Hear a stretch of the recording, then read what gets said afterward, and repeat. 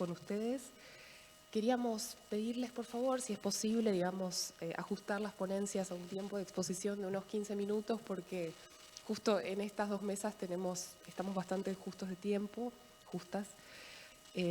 Así que eso por un lado. Y por el otro, sabemos que algunos y algunas han mandado, digamos, las grabaciones, pero de todos modos, si estamos bien con la conexión, podemos, si ustedes lo prefieren, pueden exponer, digamos, en vivo.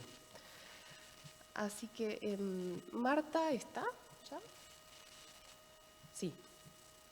Ah, perfecto. Buenísimo. Entonces voy a presentar a Marta Cristina Barbosa. Ella es licenciada y profesora en Letras por la sede regional Tartagal de la Universidad Nacional de Salta, donde se desempeña como profesora adjunta de las cátedras Literatura Hispanoamericana, Teoría Literaria 1 y 2.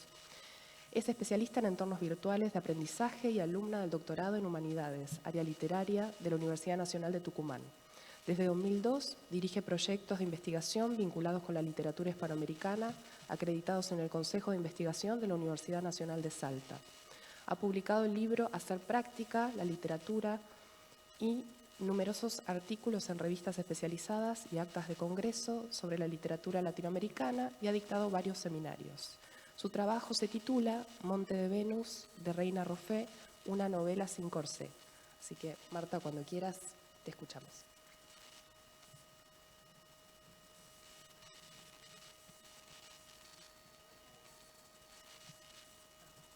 Ah, estás muteada. Hola, de nuevo, buen día a todas. ¿Cómo? Ah, ahí te escuchamos, a ver. No escuché. Que no te escuchábamos antes, pero ahora sí, así que Bueno, adelante. ahora sí, perfecto. Bueno, comienzo con un epígrafe. Bueno, el trabajo se titula Monte de Venus de Reina Roffé, una novela sin corsé. El epígrafe, que es tomado de un párrafo de texto de la novela. Todo lo que el mundo desprecia me gusta a mí, y no sé si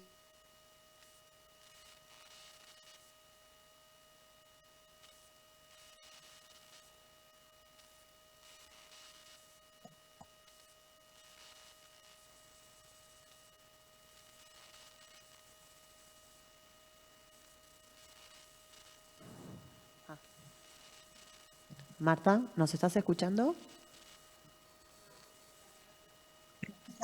¿Me escuchan? Sí, ahora sí, pero ¿Me escuchan ahora? sí, pero no pudimos escuchar la presentación, únicamente la parte de que comenzaba con un epígrafe. Sí, sí, está como intermitente la conexión, no sé por qué, pero justo ahora me tiene que pasar eso a mí. Bueno, estaba leyendo un epígrafe que dice: todo lo que el mundo desprecia me gusta a mí, y no sé si yo me consuelo con eso, no sé. Tengo tendencia a acercarme a la gente que tiene defectos físicos, sin embargo, esa gente me ha hecho mucho daño. Ellos me ven más anormal a mí. Me rechazan, no pueden soportarme. Yo soy peor que todos, aunque no me falte una pierna, ni una mano, ni un ojo. Mi enfermedad es incomprensible. Esto lo dice la protagonista de la novela, que es Julia Grande, en grabación pasada en limpio.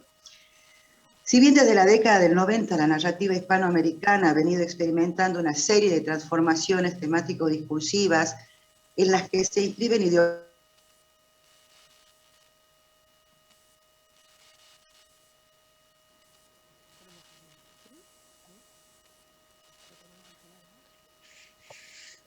Hola Marta, de vuelta estamos teniendo problemas de conexión. Hola, acá estoy de nuevo. Ay, no sé, mira, Se me cuando ocurre lo que necesito me falla.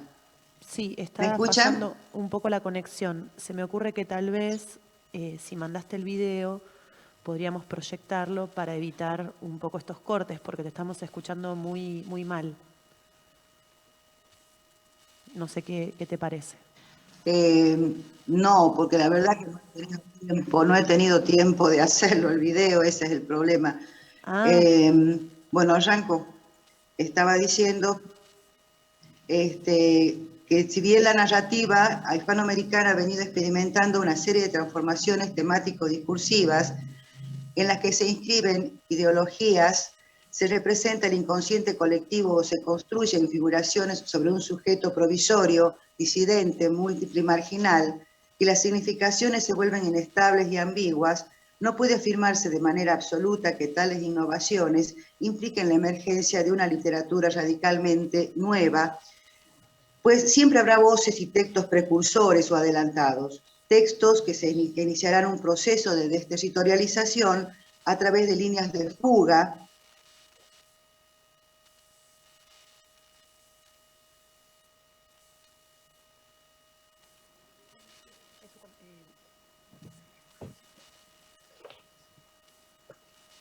Hola, Marta.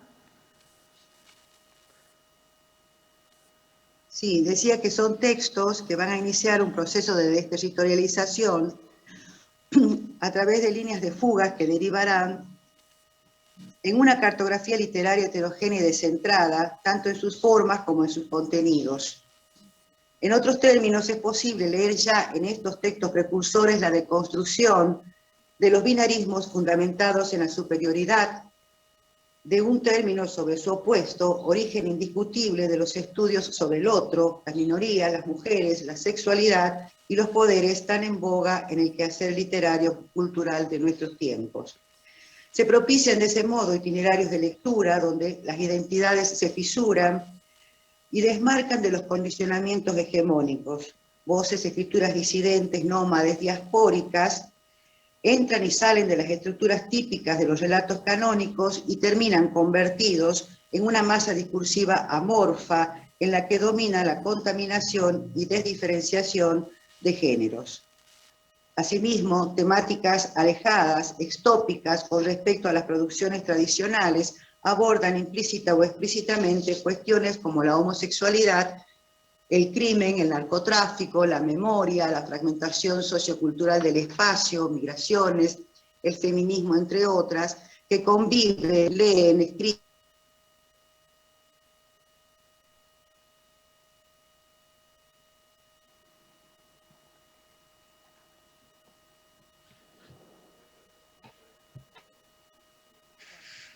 Decía de temáticas que conviven, leen, escriben, representan los espacios que los sujetos habitan y comparten. Precisamente uno de los temas que ha estado presente en la literatura hispanoamericana y más puntualmente en la Argentina es la homosexualidad, visible por su misma invisibilidad, se ha manifestado a través de diferentes formas normativas y retóricos discursivas. Sin embargo, su abordaje, tanto en el plano cultural como en el literario, y especialmente en el de la crítica, ha tenido más bien un carácter elusivo, correctivo o eliminatorio.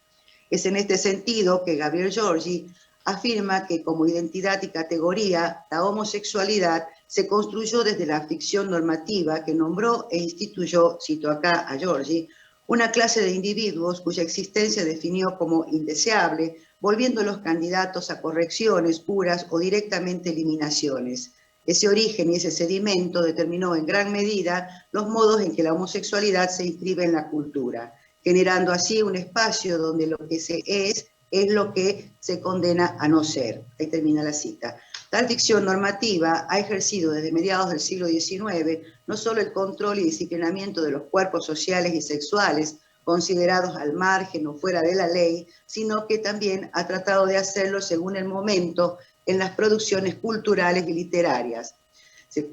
La construcción de un modelo de representación de los cuerpos homosexuales a través de una gramática de identificación y de diferenciación termina entonces consolidándose en un imaginario sociocultural expresado por una multiplicidad de discursos y formas retóricas que definen al sujeto homosexual fuera del sistema considerado normal. Se impone de ese modo la lógica binaria de pensamiento en la que términos como raro, enfermo, anómalo, extraño permiten la invención de historias y el trazado de límites de una cartografía que encierra, margina y aísla al sujeto no deseado. Todo confluye en una ficción normativa que a su vez genera una multiplicidad de discursos en los que los cuerpos homosexuales son objeto de la violencia de una lengua que les otorga una entidad y seres reales. Dice Georgia, respecto a la ficción normativa, no es una ilusión o una imaginación que encubre o reprime una realidad, es una ficción que se vuelve realidad, que se hace cuerpo e identidades, que se reapropia y diversifica en culturas, lenguajes y prácticas, que instituye, en fin, una representación social y un régimen de cuerpos. Y es normativa porque nace para regimentar sexualidades e individuos recodificando deseos, prácticas y contactos con el objeto de suprimirlos o reencauzarlos. Fin de la cita. Sin embargo, estos procedimientos de exclusión que se proyectan hasta el siglo XX no han impedido que la literatura, sobre todo la que se produce después de la década del 60, despliegue entramados más o menos explícitos u oblicuos para mostrar el carácter artificial y represivo de esas figuraciones construidas por una ficción normativa convertida ya en sentido común. La literatura deviene espacio de resistencia donde las subjetividades y la materialidad misma de los cuerpos homosexuales nómades se lanzan hacia una deriva transgresiva que busca hacer frente a una sociedad que los borra, niega u oculta por temor o por deseo. Es importante señalar aquí que los estudios críticos que abordan el tema de la homosexualidad en la historia de la literatura argentina y latinoamericana son más bien recientes y en la mayoría de los casos se han ocupado preferentemente de la homosexualidad masculina. En esta línea se destacan los trabajos de Walderstone, de Giorgi, de Amícola, Salesi, Quiroga, Bazán, entre otros, ¿no? Para nombrar algunos reconocidos. No han corrido con la misma suerte los estudios sobre el lesbianismo y sus representaciones, aunque lenta y tímidamente esta situación tiende a cambiar.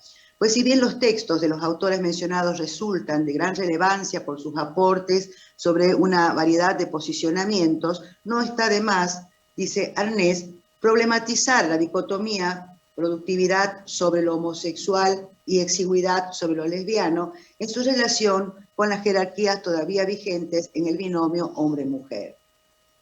No obstante, en el marco de esa exigua producción, no se puede dejar de mencionar el trabajo también en cierto modo precursor que hace Silvia Molloy. A mediados de la década del 60, la producción literaria experimenta una especie de apertura a la circulación de textos más osados, atrevidos y transgresores, lo que significará una amenaza para las sagradas bases morales del ser nacional y una elevación aún mayor de la barrera del pánico y el temor. La censura, cito acá Avellaneda, la censura cultural en estos años erigirá grandes fantasmas, el del peronismo, comunismo por un lado, el del libertinaje y la degeneración sexual por otro. Las representaciones literarias de la subjetividad individual y colectiva abren el juego no solo a fuerzas que se oponen a los códigos de la ficción normativa dominante, sino también a manifestaciones literarias supuestamente de avanzada que solo refuerzan las imágenes cristalizadas por la doxa. En este sentido, resulta acertada la reflexión que hace Didier Eribon cuando expresa, y lo cito, los textos literarios que han asegurado lo que se podría llamar hoy la visibilidad o la legibilidad homosexuales han movilizado igualmente las maneras de pensamiento y los modos de percepción más homofóbicos y en consecuencia los han alimentado. Han contribuido en gran medida a difundir los esquemas negativos a través de los cuales el siglo XX imaginó el personaje homosexual y reafirmó su hostilidad a la homosexualidad. Fin de la cita. Sin embargo, a pesar de los vaivenes políticos y socioculturales, el camino de la resistencia ya está trazado y las huellas que va dejando pueden leerse en algunas producciones, si se quiere, atípicas para la época, como en los casos de Berlinguer y Lamborghini, o en textos, digamos, que se muestran como, o aparecen en el margen de la ilegalidad, una ilegalidad siempre inestable y que están sujetos a la censura. Se destacan, por ejemplo, en las novelas Asfalto, de Renato Pellegrini, de Buenos Aires Affair, El beso de la mujer araña, de Puig, Solo Ángeles, de Enrique Medina, La boca de la ballena, de Héctor Lastra, y Monte de Venus, de Reina Roffé, y que es la novela que marca la diferencia entre las mencionadas, porque tener a Reina Roffé, una mujer, como su autora, y porque la protagonista es una lesbiana. De hecho, es una novela que apenas publicada fue objeto de rotunda censura y sacada de circulación.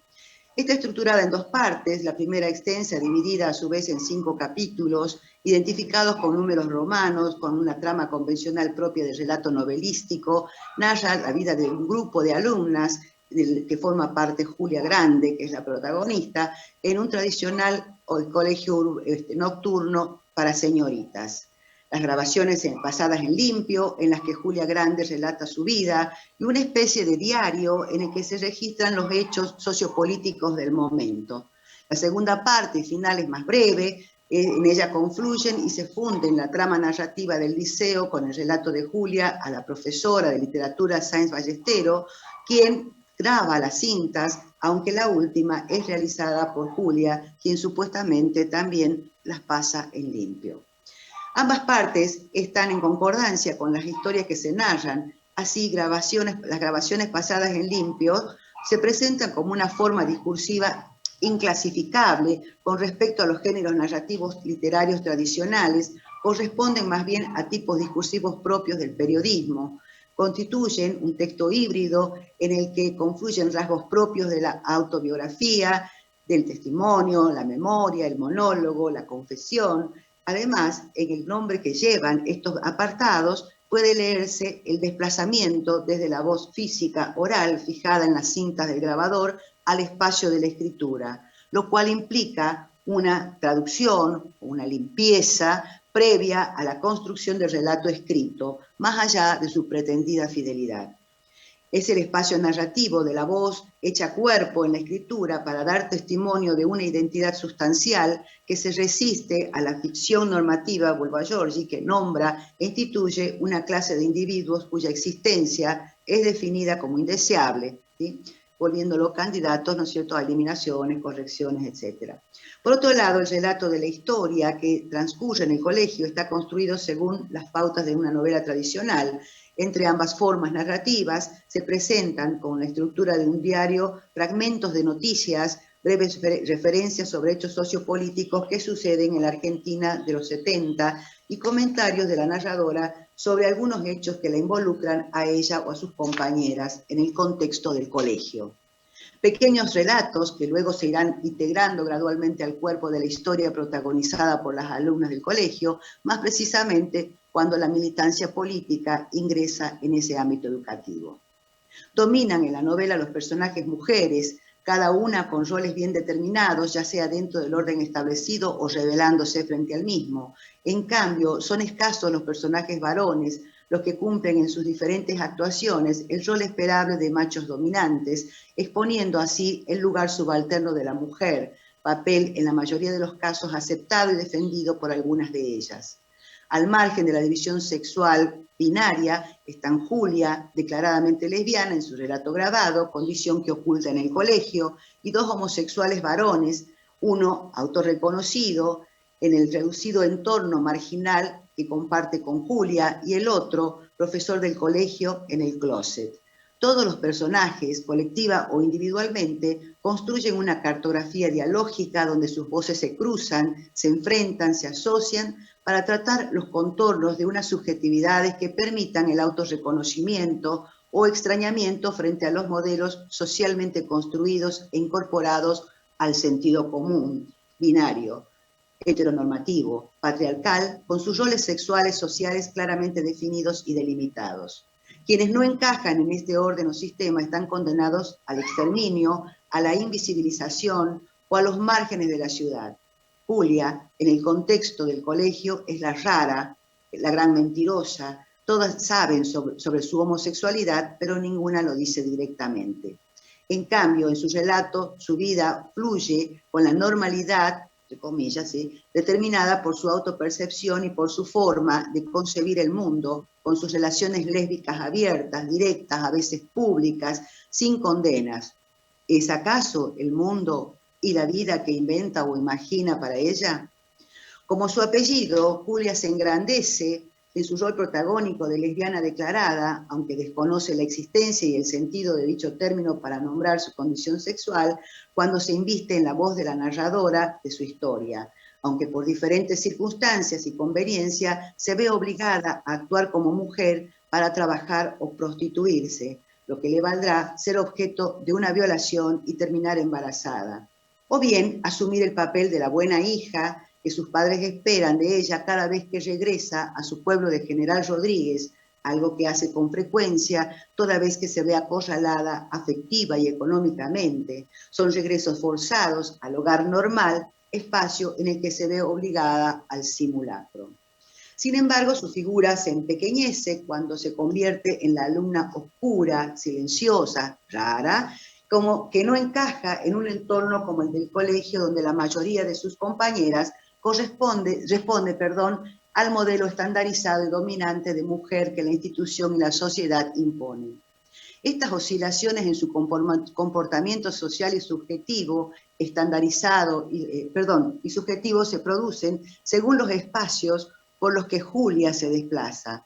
En las calles, colectivos urbanos, barrios marginales, bares y hoteles de mala muerte de Buenos Aires y Mar del Plata, es Julia la lesbiana, aventurera, pendenciera, mujer cuando lo requiere la ocasión. En el liceo nocturno de señoritas y en General Rodríguez es la mujer esperable, aunque para sus compañeras sea rara. Se configura así como un sujeto nómade que no solo está en permanente desplazamiento espacial, sino que su nomadismo implica también una resistencia a establecerse en los modos socialmente codificados de pensamiento y conducta, por lo que casi todos sus actos y comportamientos sociales individuales se definen por la subversión de las convenciones establecidas. Tal es también su comportamiento con los varones que se relacionan sexualmente obligada, los que de algún modo buscan su reconversión y la ratificación de su condición de machos dominantes. Finalidad que en última instancia tiene el embarazo y la maternidad como consecuencia de una violación. Todas acciones vinculadas con lo que George llama cultura del exterminio. Y para ratificarla nace Daniel, el hijo varón esperable, pero sin padre legítimamente reconocido, que pasa por las relaciones filiales atípicas, o anormales, dice, o las inesperables socioculturalmente. Primero con Betty, una de las parejas de Julia, luego con un amigo homosexual que actúa de padre para salvar las apariencias ante su familia, con Alfredo, con quien Julia acuerda una ficticia relación de pareja que le proporciona cierta estabilidad económica, no afectiva, y le permite solventar los gastos de su hijo y de la enfermedad de su madre, y finalmente con Victoria Sáenz Ballestero, la profesora de literatura, relación que termina siendo una estafa para Julia, pues esta mujer se aprovecha de sus sentimientos y el relato de su historia es finalmente despreciado y descartado cuando logra su objetivo, que es apropiarse del niño y dejar a Julia en soledad, despojada de su hijo, de la ilusión de un amor que nunca fue y del libro prometido. Julia pone el cuerpo en las palabras para generar un discurso alternativo, casi confesional, capaz de representar su mundo otro, diferente del convencionalmente aceptado. Busca transmitir aquello que está flotando en el aire, que muy pocos alcanzan a percibir o se niegan a hacerlo. A través del lenguaje modela su propia identidad, reafirma su autopercepción como no mujer en el mundo de su historia. Las líneas divisorias entre lo homosexual y lo heterosexual se borran, se hacen difusas para destacar que las diferencias no importan a la hora de la representación de la interacción entre subjetividades. Bueno, para concluir, podemos decir que en un contexto sociopolítico en el que la represión y la censura son las dominantes instaladas en todas las esferas de la vida de nuestro país, Roffé, desde la ficción narrativa, crea un mundo posible que abre sus puertas a realidades y sujetos que carecen de la presencia y se resisten a ella, que el mundo actual exige según una gramática heterosocial, binaria y patriarcal. De este modo, historias y sujetos culturales ocultos o invisibilizados, como Julia Grande o el profesor que se resiste a salir del closet, voces silenciadas como la de la alumna Baru, que clama por los derechos de las mujeres o las condiciones de estudio en el colegio, se apropian del espacio narrativo como una posibilidad de expresión y puesta en escena de las diferencias sociales, sexuales y culturales.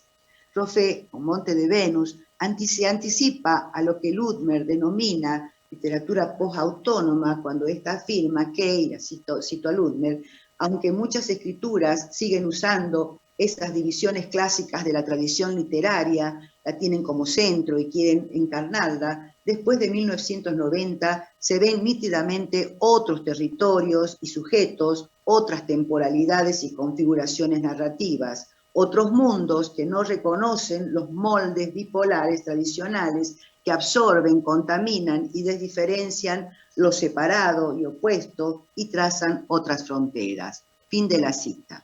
Sin abandonar totalmente la estructura novelística tradicional, Roffé incorpora otras formas discursivas que alteran la ortodoxia genérica de la novela. Así, en las grabaciones pasadas en limpio, la memoria, la autobiografía, el testimonio, como mencionamos, estructuran una trama que funciona como ruptura, liberación y catarsis para fundar otro territorio, otra identidad, ajena a la impuesta por una sociedad y cultura falocéntrica y heteronormativa.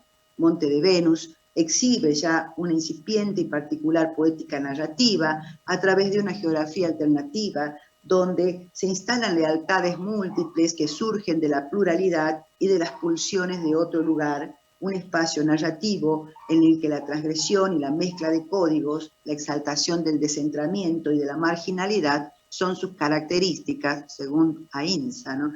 Y, bueno, para cerrar, se puede decir que finalmente con esta novela se rompen los hilos del corsé. Eso es todo. Gracias.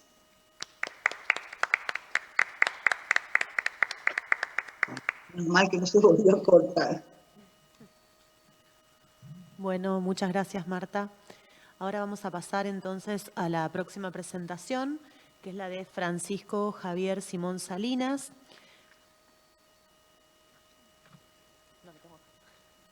Es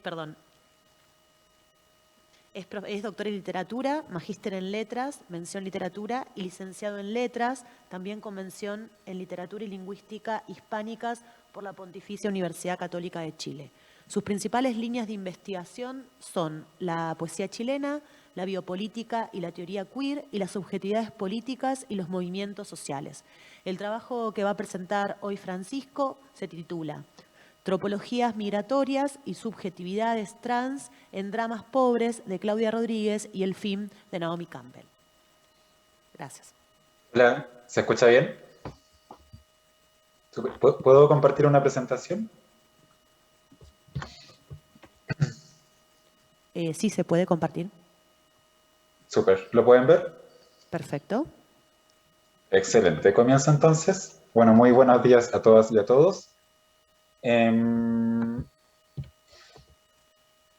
Una lucha central del movimiento trans durante los últimos años ha sido consagrar jurídicamente la noción de identidad de género, entendida como una manifestación del libre desarrollo de la personalidad, de la autodeterminación consciente y responsable a la que cada individuo tiene derecho. El año 2018, el Estado chileno publicó una ley de este tipo, cuyo éxito, sin embargo, resultó parcial.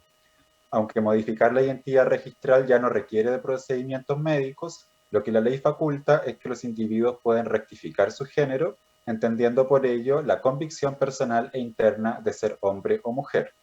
Esto significa que la norma continúa operando de forma disyuntiva al interpelar a los sujetos para que asuman una identidad binaria sin que quepa la posibilidad institucional de vivir transitando entre ambos sexos o situarse en la ambigüedad.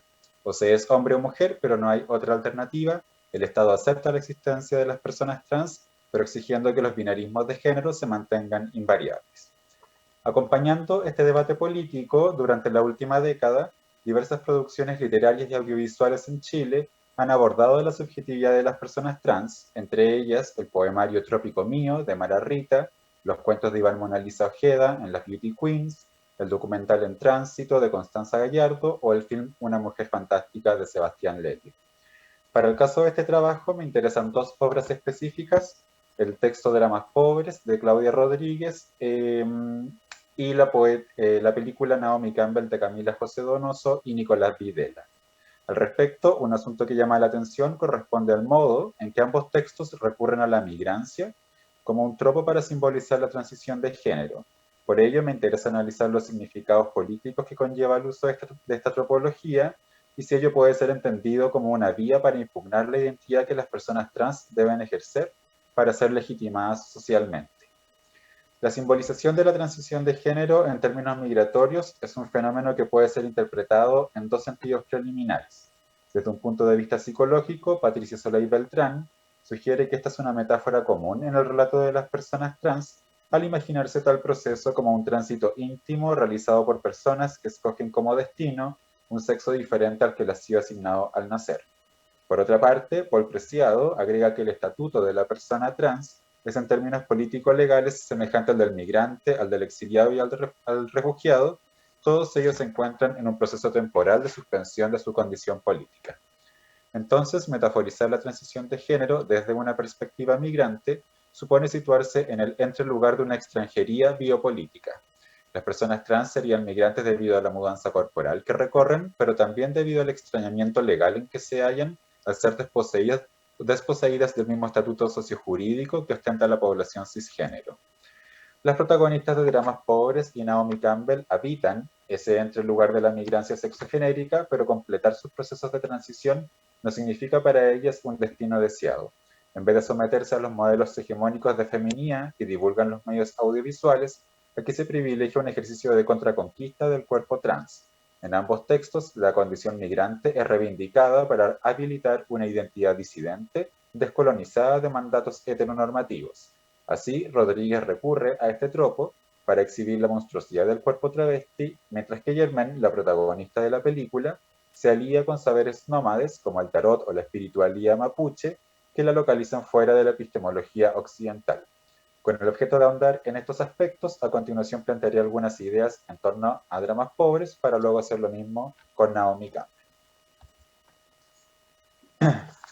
Si bien Dramas Pobres puede ser catalogado como un texto poético, es conveniente precisar que este libro está escrito en verso y en prosa, recurriendo a registros como la poesía folletinesca, la autobiografía, la crónica o la epístola carcelaria, además de ilustraciones y páginas en blanco.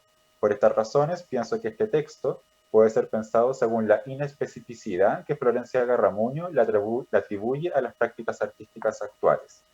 Hay una posición de indisciplina e inadecuación ante las convenciones del género poético, consonante con la inespecificidad sexogenérica de la voz enunciativa. La inespecificidad del discurso en Rodríguez opera como arquitectura para diseñar la voz de una mujer travesti que desde su infancia ha debido aprender que la suya es una subjetividad patológica. En el texto Sin Ciudad dice, cito, que desde niña poseo una salud que esquiva la costumbre, al tiempo que explica, se presume de un trastorno en las palabras y en la forma de mirar, porque tiendo a repetir pensamientos y frases inconexas. Por esta razón, la voz agrega que no cuenta con un lenguaje que le permita simbolizar su lugar en el mundo. Cito, dicen que no sé contar historias y desde que me diagnosticaron de incomprensible, enmudecieron la ciudad que llevo dentro. Sin lengua ni ciudad, la travesti es entonces un sujeto desalojado de territorio, pues su diferencia sexogenérica la inhabilita para participar en el espacio de lo público. Patologizada desde su niñez, la voz de Rodríguez habita en el entrelugar de un sujeto migrante. Cito, hablo de ser migrante de la misma forma en que hablo de haber nacido en un mundo con cordillera y de la misma forma del espacio baldío que implica ser travesti en las narraciones de quienes han nacido aquí y no nos nombran. Ese baldío, esa tierra de nadie, que es también su historia en boca de nadie, supone una condición de vulnerabilidad que la expone de manera permanente a la violencia o bien a la urgencia por normalizar su expresión de género para disimular su extranjería. Sin embargo, lo interesante es que ella se reapropia de su migrancia como un espacio emancipatorio. El carácter migratorio del travesti es una plataforma desde la cual Rodríguez critica los modelos de feminidad que las mujeres trans deben asumir para hacer indistinguible su diferencia. De este modo, la autora plantea que el cine es una de las principales industrias de las que es necesario descolonizarse. Cito, Hollywood destruyó la ilusión de mi infancia. Siempre los malos de las películas morían o quedaban tullidos. Ninguno se salvaba de su cruel destino. Cuando vi morir a King Kong, supe que era a mí a quien la industria estaba matando. No se puede ser tan grande, tan fea y vivir en el centro de la ciudad. Al identificarse con personajes malos o monstruosos, Rodríguez destaca el rol que ejerce el cine al enseñarle a los sujetos cómo mirarse y ser mirados. Por eso ella advierte: cuídate, a esas fuerzas del cine no le podéis tener confianza, cuídate, al cine no le podéis perder el miedo. Según Paul Preciado, la industria del cine es la sala de montaje donde se inventa, produce y difunde la sexualidad, por lo que se hace relevante producir contraficciones visuales capaces de poner en cuestión los modos dominantes de ver la norma y la desviación. Desde un punto de vista poético, esto es lo que hace Rodríguez al crear contraficciones basadas en el grotesco travesti. Por ejemplo, en el texto Pamela Anderson, la hablante se describe simulando a esta actriz, recién teñida, ondulada y maquillada al estilo Pamela, con tacos altos y vestida de colores claros, parezca una actriz de cine, una aparición. Sin embargo, esta presunta similitud se quiebra al observar una ilustración que acompaña la página. Se trata de una silueta de Anderson cuyo torso imita la voluptuosidad de la actriz, pero una vez que el ojo desciende, emerge un bulto en la zona genital. Aquí se escinde la relación entre calco y modelo, la travesti reproduce la imagen de la actriz, pero reapropiándose de ella para convertirla en una imagen extranjera ante la mirada. La reapropiación travesti de cuerpos como el de Anderson es una estrategia de seducción y resistencia ante la violencia transfóbica. Rodríguez explica, cito, que con este nivel de producción los hombres se vuelven amables y caballeros, sobre todo los jóvenes que de día no se atreven ni siquiera a desviar el ojo por ti, porque presienten que una pudiera despertar algo incontrolable que llevan dentro, tan dentro que llega a ser más monstruoso que la historia de mi cuerpo. En vez de dejarse conquistar por la feminidad, Rodríguez la utiliza para cautivar el deseo de quienes la odian, de manera que sus parejas se vuelvan tan migrantes como ella. Rodríguez dice, cito, mi resistencia, mi arma, mi puñal, mi fusil es monstruosearme, admitir que no soy otra cosa que un fracaso para cualquier modelo. Así, la autora le confiere al travestismo el estatuto de una praxis política cuya encarnación es signo de una subjetividad descolonizada. El monstruo es ese goce extranjero que el orden heteronormativo mantiene exiliado y que ahora retorna por aquellos pasos no habilitados que la travesti socava con su feminidad abyecta. Hablemos ahora sobre Naomi Campbell. Antes decíamos que Dramas Pobres es un texto inespecífico, lo mismo puede ser dicho sobre la película Naomi Campbell, dirigida por Camila José Donoso y Nicolás Videla. La inespecificidad de esta producción reside en el hecho de que si bien se trata de una película de ficción, el montaje se encuentra intercalado por numerosas escenas documentales grabadas por su protagonista, Germaine, con una cámara casera. Por esta razón, críticos como Paola Clavijo catalogan la producción como una docuficción, mientras que otros como Jorge Díaz optan por llamarla una transficción, a propósito de la indistinción que se plantea entre activismo, vida y performance. La inespecificidad transficcional de la película opera como estrategia para narrar la historia de una mujer transexual cuya vida está trazada por la precariedad. Germaine habita en la población La Victoria, una población periférica de Santiago, trabaja como tarotista por teléfono y en su barrio la llaman bruja por tener un altar de Santa Sara, patrona de los gitanos. Todas estas son condiciones de una alteridad que la personaje disputa desde su primera aparición. Cámara en mano, borracha en plena noche, escuchamos a Germaine que dice: estoy curá, hoy día es 2 de marzo del año 2012 y estáis cachando lo que es la población. No estáis cachando cualquier weá, estáis cachando una weá que para vos estaba negada. Y yo te la estoy dando, yo te la estoy brindando. Con este monólogo, Germaine demuestra su interés por debatir el régimen de visibilidad de cuerpos marginales como el suyo, negados de representación pública. Como plantea Victoria Ramírez, la idea del cuerpo como campo de batalla se vuelve necesaria para pensar la representación de la mujer trans en el cine chileno. En el caso de Naomi Campbell, esta batalla acontece a partir del deseo de Germaine por efectuarse una operación de reasignación genital. El problema es que ella no puede costear el procedimiento, por lo que acude al casting de un programa televisivo sobre cirugías plásticas donde se hace visible la lucha que significa hacerse comprender. Germaine se entrevista con los ejecutivos del programa y la primera pregunta que le hacen es: ¿cómo te imaginas tu vida siendo mujer? A lo que ella responde: es que yo ya soy mujer. Aquí es posible notar una decisión entre la autopercepción de Germaine y la conciencia falocéntrica de sus interlocutores. Por ello, la operación que le interesa hacerse no es solo genital, sino que también escópica. Ella quiere operarse para que la mirada de los otros resulte congruente con la mirada propia. Junto con reafirmar su identidad de género, en esta entrevista Germaine plantea que por medio de la operación busca generarse una nueva vida. Después del procedimiento, ella dice: dejaría de ser tarotista, me iría de la población, no usaría más las cartas. Lo asumiría desde la visión de que me reinventé, de que me di un regalo, de que me siento más bonita. Me reinventaría completamente. Un aspecto llamativo en este diálogo radica en la reiteración del concepto de reinvención, el que puede ser entendido como un ideologema biopolítico, sobre todo si lo leemos en atención a la escena siguiente, un plano frontal de Germaine en un paradero, mientras de fondo se divisa un afiche publicitario de la última gira de Madonna, conocida como la Reina de la Reinvención. Por tanto, en esta secuencia es posible inferir que el deseo de Germaine surge de un inconsciente mediado por la industria del pop y las imágenes que debería reproducir para completar su corporalidad femenina. El deseo de Germaine, a pesar del deseo de Germaine, al final del film sabemos que ella no fue seleccionada para el programa de cirugías, por lo que no podrá operarse. Si bien esto conlleva rabia y frustración, la última escena de la película suscita un punto de inflexión que salva a la personaje de vivir este suceso como una derrota irrevocable. En ella vemos a Germaine ingresando por la abertura de un tronco gigante, antes descrito como un rehue, es decir, como un espacio ceremonial mapuche. Una vez adentro, ella hace la siguiente rogativa: el círculo ya se cerró, ya no hay nada más que esperar, no hay nada más que hacer, solamente vivir, solamente seguir resistiendo. Es por eso que ahora no te pido ni te agradezco nada, solamente vengo a decirte que ya encontré la respuesta, que ya tengo la respuesta. Siempre estuvo dentro de mí, siempre estuve mirando hacia afuera.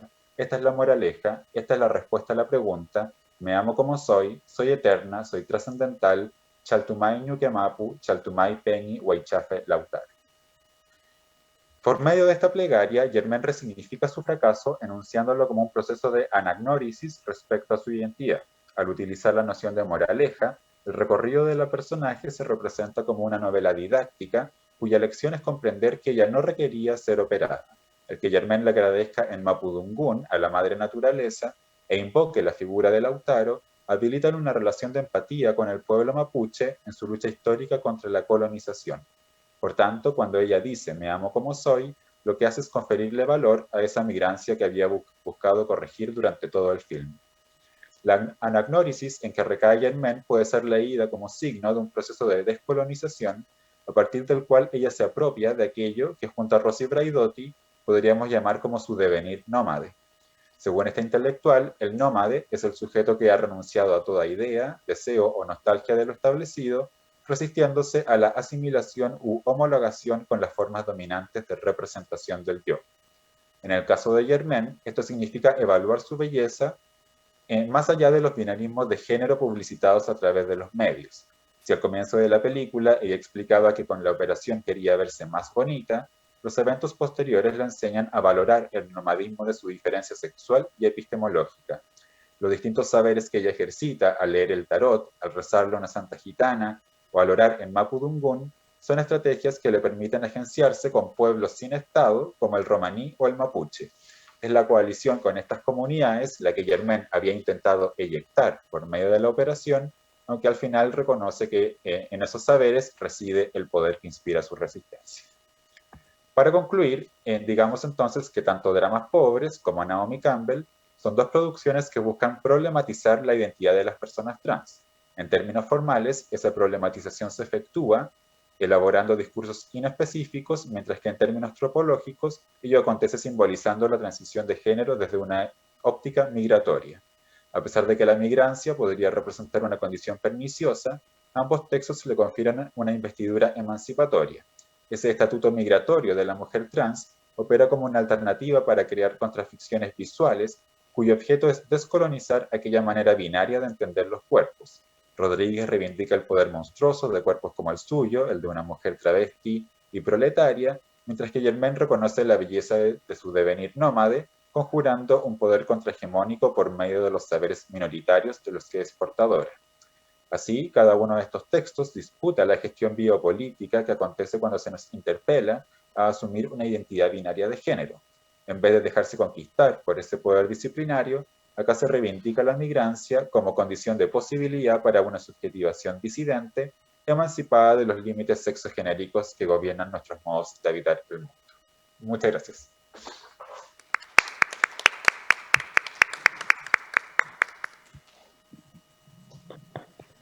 Bueno, muchísimas gracias, Francisco, por tu presentación. Vamos a seguir con Marcia Moscoso.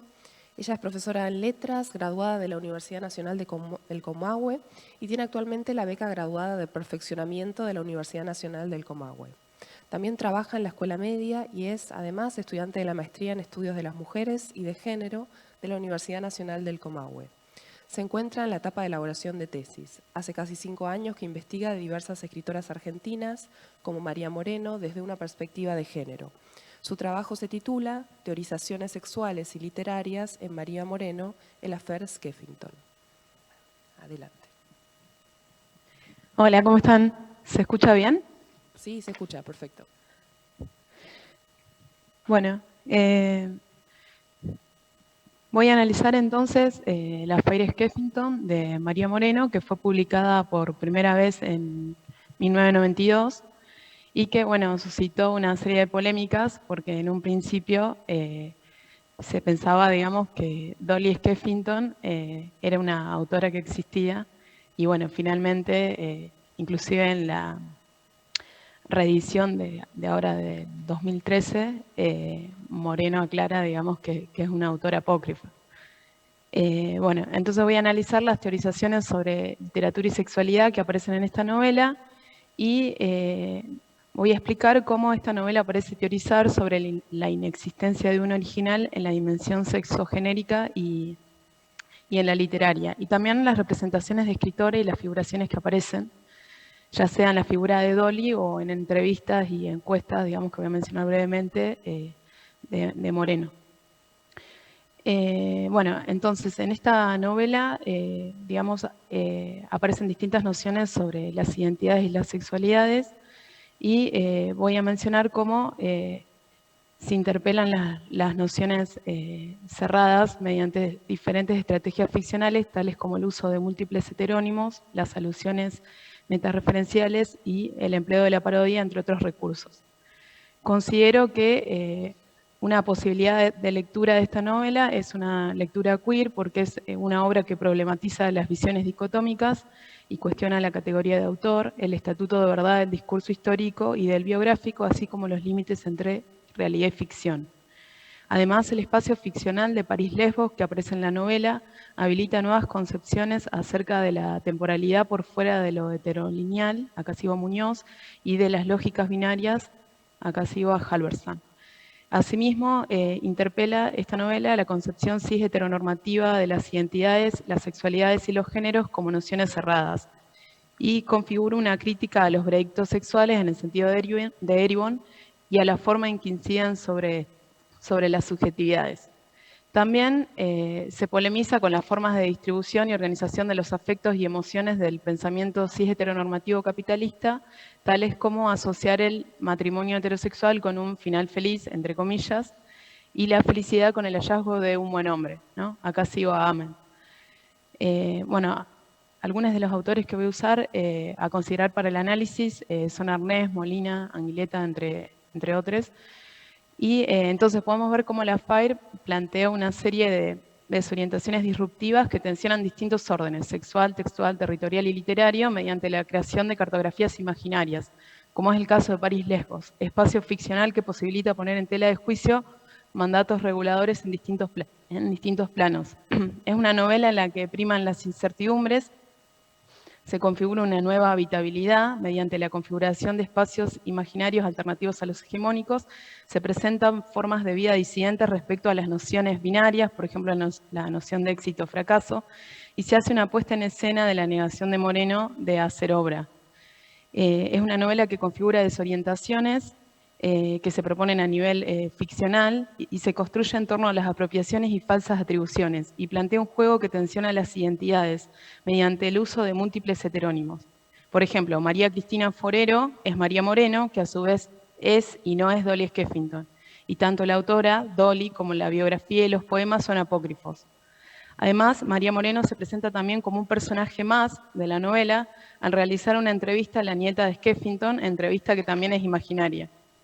En consecuencia, cada uno de los elementos que aparecen en la novela sustenta el artificio literario y el juego de mediaciones ficcionales, dado que el archivo al que se alude como fuente documental de todo el relato es también un archivo imaginario. O sea, al principio de la novela se menciona el hallazgo de un manuscrito, ¿no? Bueno, entonces, algunos de los rasgos de esta novela son la ausencia de identidades rígidas, hay un nomadismo constante de clases, género y sexualidades, y la elaboración de nuevas cartografías imaginarias, y en cierta forma, en palabras de Ernest, la reconstrucción de genealogías minoritarias o disidentes. Hay la parodia de la literatura seria, los desvíos de las citas de autoridad y los cánones, el homenaje al fracaso y la desorientación. Por su parte, Molina sostiene que la FAIR Skeffington se basa en la puesta en duda permanente del nombre, de los personajes, de los heterónimos e inclusive de lo real, entre otras cuestiones. Es una novela que aborda una gran diversidad de temas, juega con distintos tiempos, entremezclando todas esas cuestiones y propicia adrede la confusión.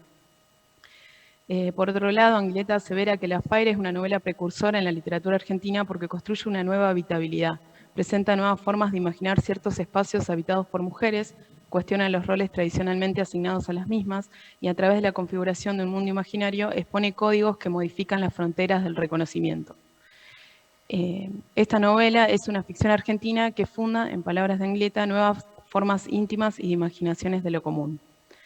Otra dimensión clave de la novela, como decía antes, es la alusión al fracaso, el fracaso de Dolly como autora consagrada. Esto se sugiere a partir de la incorporación de la biografía de Dolly en el libro titulado Los que no fueron, autores que tienen obras inéditas o fragmentarias. Esto permite relacionar el FAIR con las teorías queer del fracaso, dado que el fracaso marca una ruptura con lo establecido, posibilita huir de las normas disciplinarias impuestas por el orden cis heterosexual. También puede englobarse dentro de lo queer la resistencia a asimilarse que plantea la novela, su inclasificabilidad y también el nomadismo identitario de Dolly, entre otras cuestiones. También hay una interpelación a la institución literaria, digamos que bueno, aparece a través de las distintas figuraciones que configura Moreno y que aparece no solo en esta novela, sino también en algunas entrevistas y ensayos, en las cuales, digamos, Moreno configura figuraciones en las que se distancia de los escritores solemnes y define su tarea de creación literaria, destacando el autoplagio, el cartoneo y el reciclaje. Así cuestiona los cotos expresivos impuestos a la literatura e interpela el mandato de originalidad de la obra literaria, adopta una postura ética y estética que se enfrenta al valor de la obra literaria y cuestiona los mecanismos regulativos de la escritura y el mandato de hacer obra, o sea, hacer una obra única, una obra unificada, como, digamos, cuestiona ese mandato como mecanismo de asimilación e institucionalización. Así realiza una inversión de la escena de acreditación de todo escritor, ya que ostenta su fracaso reiterado en la publicación de ciertos libros y inclusive a veces de manera humorística señala que cuando sus editores quieren que publique, prácticamente tienen que secuestrarla. Digamos, entonces, en esta novela subyace la idea, podríamos pensar, de que no existe un original ni literario ni en cuanto al género, y la misma estructura de la novela hace explícita esta imposibilidad, dado que continuamente se desabastecen las certezas, o sea, todo propicia la confusión. Las citas y las aclaraciones causan, digamos, a propósito confusión en lugar de aclarar, digamos, y de brindar certezas. Entonces se pone en evidencia que no es posible encontrar un original y que la historia se basa en manipulaciones y exclusiones, ya sea de las mujeres, ya sea de las personas con sexualidades disidentes, ya sea una exclusión sustentada en la clase social, entre otras cuestiones. El FAIR entonces crea una cartografía imaginaria, un universo ficcional alternativo que cuestiona el régimen patriarcal y heterosexista al, cito acá a Ernest, reescribir voces y subjetividades dejadas de lado. Fin de cita. Entonces, de manera lúdica, los juegos metaficcionales ponen en entredicho la literatura, las instancias de consagración literaria, la noción de autoría y la historia y su noción de verdad. Por ejemplo, esto se ve en la novela en varias secciones donde aparece el acto de cotejar acciones atribuidas a Dolly con fuentes documentales y, digamos, esto lo realiza, aparece la voz de Glasgow tratando de averiguar cuál es la verdad, digamos, y esa acción de verificar la verdad de lo aseverado aparece parodiada por diversas frases que mezclan distintos registros, uno más coloquial y otro que evoca la rigurosidad documental. Por ejemplo, aparecen expresiones como, cito, hay algo que no cuaja, o siguiéndole el tren podemos imaginar, bueno, expresiones de ese tipo. Ese cotejo con fuentes documentales también aparece en la entrevista a la nieta de Skeffington que se presenta en la novela. La nieta niega que su abuela Dolly se haya travestido y señala que la anécdota del hombre que confunde a Dolly con un muchacho es apócrifa.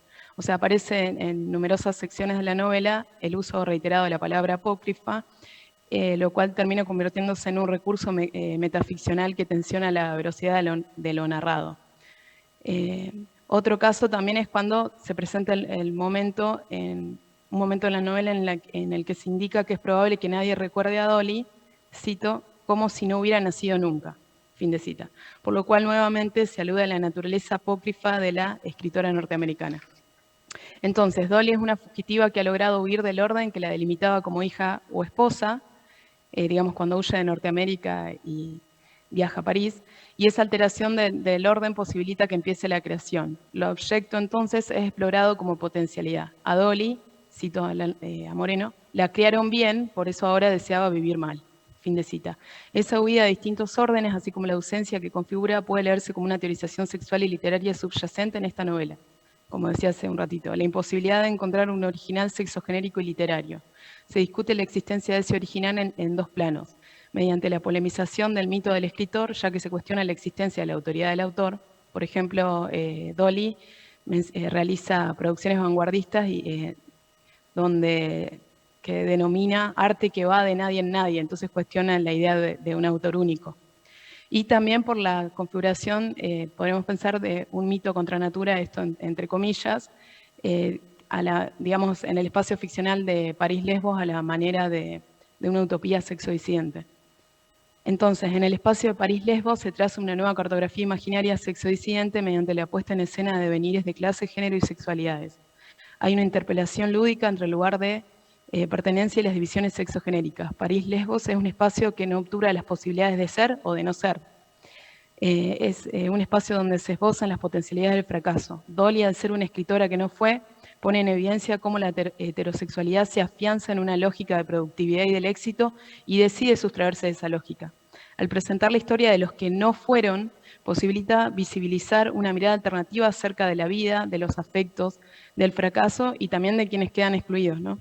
Asimismo, configura un lugar de enunciación alternativo con respecto a la lógica binaria y capitalista del éxito y fracaso, desafiando la tradición literaria patriarcal. El dale que, a partir del cual Moreno crea su novela, que esta expresión la menciona en el posfacio de la novela, en la edición del 2013, le permite indagar en su narrativa las posibilidades de fracaso y cómo éste preserva, cito Moreno, algo de la maravillosa anarquía de la infancia y perturba el supuesto claro límite entre adultos y niños, entre vencedores y perdedores. Acá, digamos, analizo a Moreno recuperando Halversa. Además, así como Dolly huye de la lógica del éxito o fracaso, también parece escapar a la temporalidad heterolineal por la potencialidad queer que evoca el espacio de París-Lesbos a la manera de una utopía sexodisidente. Se configura un pasado que permite pensar en el presente y proyecta un futuro alternativo. Entonces, siguiendo a Muñoz, puedo decir que hay una puesta en escena queer del pasado que nos ayuda a imaginar temporalidades nuevas que interrumpen ese tiempo heterolineal. Entonces, es posible usar pasados utópicos para cuestionar el presente. Y esto también puede vincularse con la idea de Anguileta sobre la nueva habitabilidad que posibilita esta ficción de Moreno al explorar nuevas formas de imaginar la vida de las mujeres, nuevas formas de habitabilidad. Y también en relación con esto es clave la organización de las emociones que expone la novela, al mostrar la huida, digamos, las posibilidades de fracaso y de huir de un final feliz heterosexual, y también las posibilidades que surgen cuando se escapa, por ejemplo, de la razón patriarcal y se incursiona en la locura. Dolly, junto con la baronesa, que es otro de los personajes, parecen reivindicar la locura, y así en esta novela la desorientación constituye también una forma de interpelar a la razón patriarcal. Entonces, el personaje de Dolly se desvía de la razón, pero también del camino establecido para la felicidad, para, cito a Ahmed, los guiones de felicidad como dispositivos de heterosexualización, fin de cita. Así Dolly se aparta del amor heterosexual y de la posibilidad de un final feliz en el sentido tradicional, huye de esta clase de amor, se exilia de este y en esta huida revela cómo la felicidad puede operar coercitivamente, cuando impone preceptos sexogenéricos asociados a ciertas emociones, ¿no? Y toda persona que se desvía de esos guiones es considerada infeliz o digamos anormal, entre comillas. El exilio de Dolly muestra cómo cuando, cito a Ahmed, el camino se convierte en una pregunta, nos volvemos conscientes de la posibilidad. Fin de cita. Se exponen nuevas posibilidades de habitar el mundo por fuera de lo establecido. En suma, la FAIR permite elaborar imaginarios alternativos a los hegemónicos y a la lógica binaria cis heteropatriarcal. Su gran aporte reside en las derivas que propone, las cuales interpelan la categoría de autor, las instancias de consagración de la obra literaria, los límites entre realidad y ficción y las identidades y las sexualidades. Asimismo, la novela presenta potencialidades queer, ya que posibilita reflexionar acerca de las formas de construcción de las lógicas binarias, éxito, fracaso, varón-mujer, etc., exponiendo otros modos de pensar las temporalidades por fuera de lo heterolineal o el fracaso, entre otras cuestiones. Entonces, para ir cerrando, entonces analicé la Faires-Skeffington con el propósito de indagar qué teorizaciones sexuales y literarias subyacen en esta novela, tales como la inexistencia de una original, tanto en la dimensión sexual e identitaria como en la literaria. Es una novela que se sustenta en la confusión, en el desdibujamiento de los límites entre realidad y ficción, porque se plantea la imposibilidad de referir lo real, de escribir una biografía auténtica, de ser fiel a la historia, entre otras cuestiones, así como en el devenir identitario de sus personajes, en especial el de Dolly. Posibilita una mirada queer, dado que presenta un fuerte cuestionamiento, digamos, a las lógicas binarias, muestra una puesta en escena queer acerca de un pasado que permite pensar temporalidades novedosas que sean disruptivas con el tiempo heterolineal y posibilita romper con las visiones estrechas, trascender el horizonte heteronormativo. Promueve una visión amplia que va más allá de las maneras de conceptualizar dualistas y los hábitos monológicos. Por consiguiente, La Faire es una ficción que contribuye a propiciar nuevas formas íntimas e imaginaciones de lo común, dando lugar a otras formas posibles de transitar mundos públicos, privados e íntimos por fuera de lo establecido. Abre nuevas posibilidades que trascienden el camino normativo del amor heterosexual y el final feliz en el sentido tradicional. Huye de los guiones de felicidad preestablecidos y problematiza así las asociaciones fijas de significaciones con respecto a las emociones y los afectos, y expone cómo el malestar y la huida pueden ser maneras de salir de lo establecido, de hallar trayectos distintos de los hegemónicos y de abrir nuevas posibilidades de contemplar el mundo. Ahí finalicé. Muchas gracias.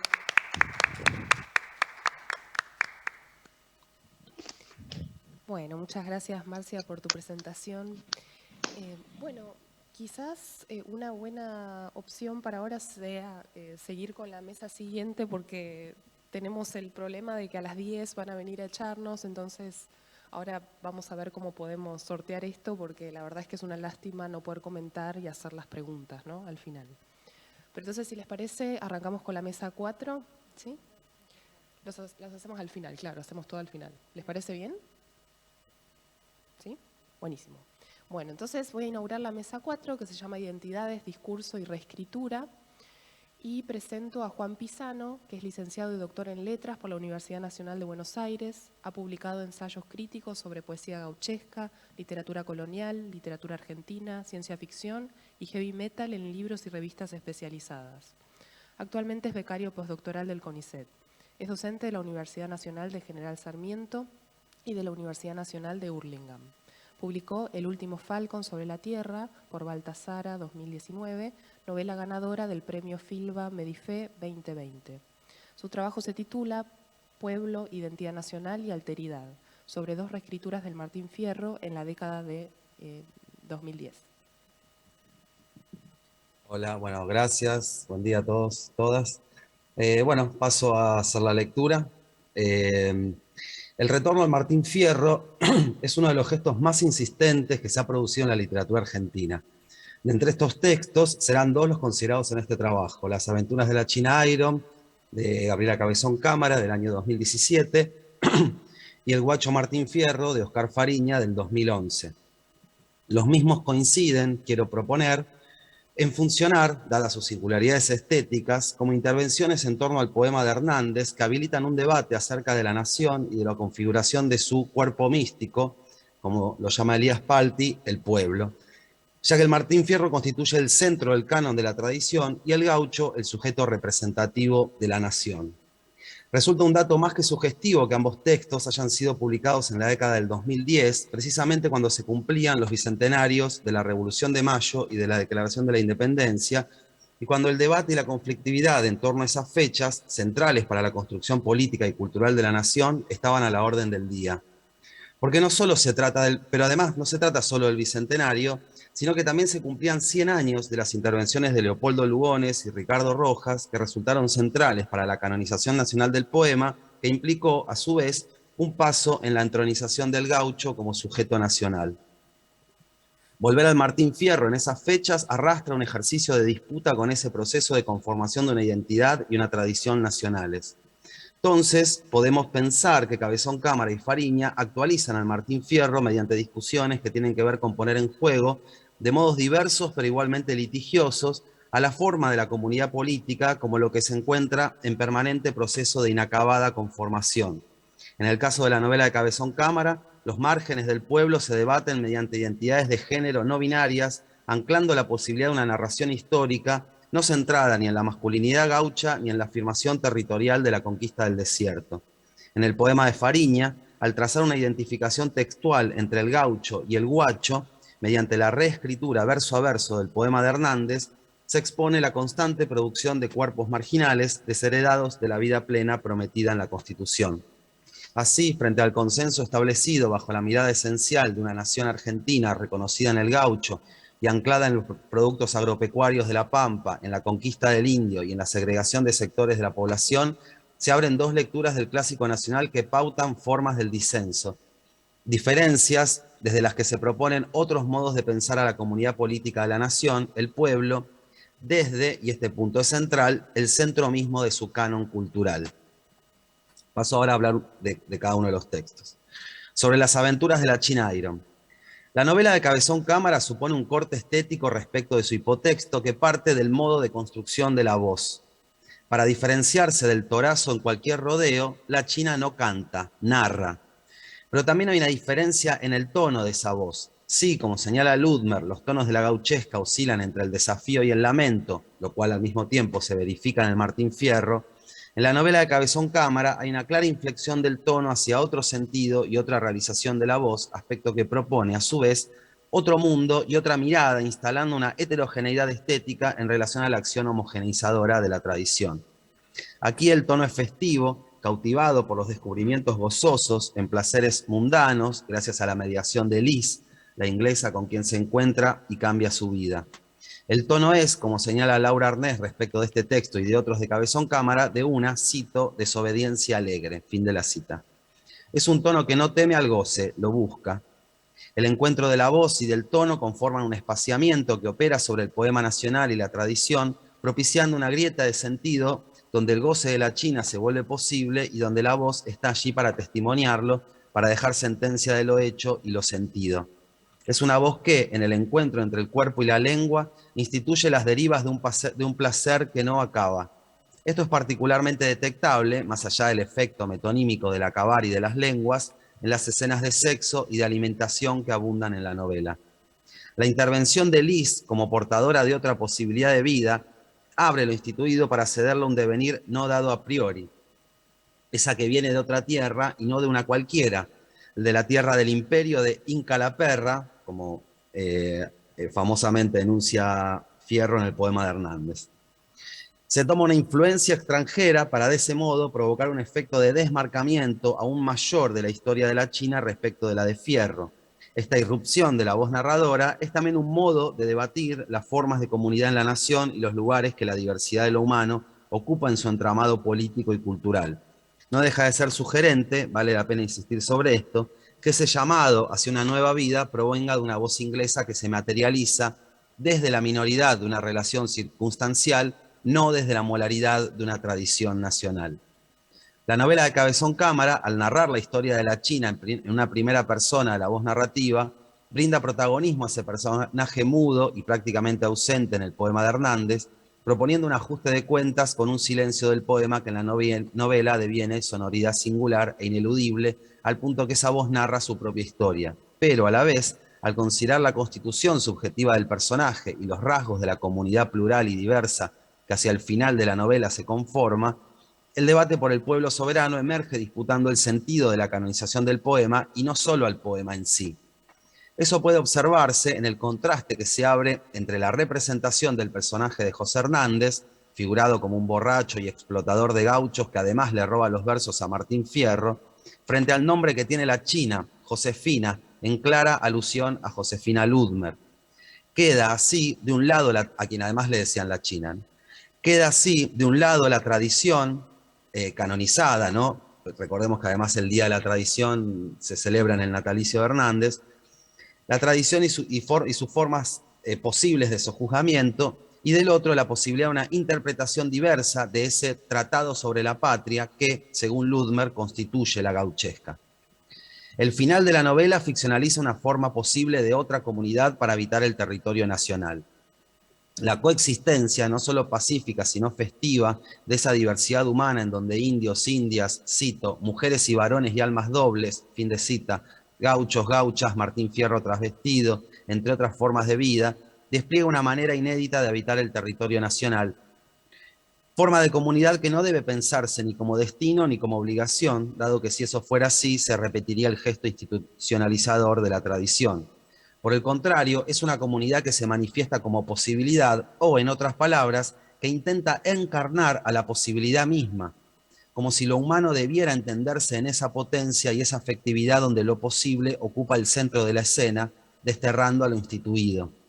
Se trata, además, de una comunidad irrealizada, y de ahí su potencia de intervención en la conformación de lo común. Ahí, en la imaginación de lo posible que se escapa o que viaja, ahí mismo, en ese espacio, ahí actúa la novela. Cito: sabemos irnos como si nos tragara la nada. Imagínense un pueblo que se esfuma, un pueblo del que pueden ver los colores y las casas y los perros y los vestidos y las vacas y los caballos y que se va desvaneciendo como un fantasma. Pierde en definición sus contornos, brillo sus colores, se funde todo con la nube blanca. Así viajamos. La ficción, entonces, propone que no hay posibilidad de pueblo completo en el cierre simbólico de una tradición excluyente. Paso ahora a hablar del poema de Fariña, sobre el guacho Martín Fierro. El poema de Fariña presenta la particularidad de establecer una superposición constructiva. Donde estuvo el gaucho, está ahora el guacho. Mediante un mínimo juego con el significante en el intercambio vocálico de la A por la U, del gaucho al guacho, hay tan solo una variación leve que, sin embargo, esconde una operación de mayor alcance. Un proceso de relectura en clave epocal habilita el paso del gaucho perseguido y cantor al guacho marginal, negro y cumbiero, lo cual equivale a un salto temporal y material del uso de la voz gauchesca al uso de la voz tumbera.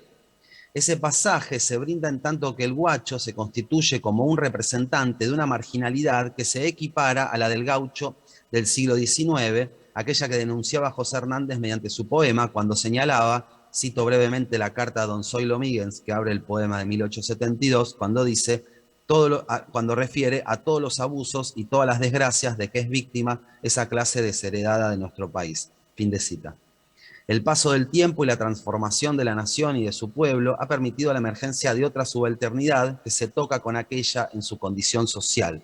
Mejor dicho, se ha dado paso a la posibilidad de establecer ese cruce, del gaucho al guacho.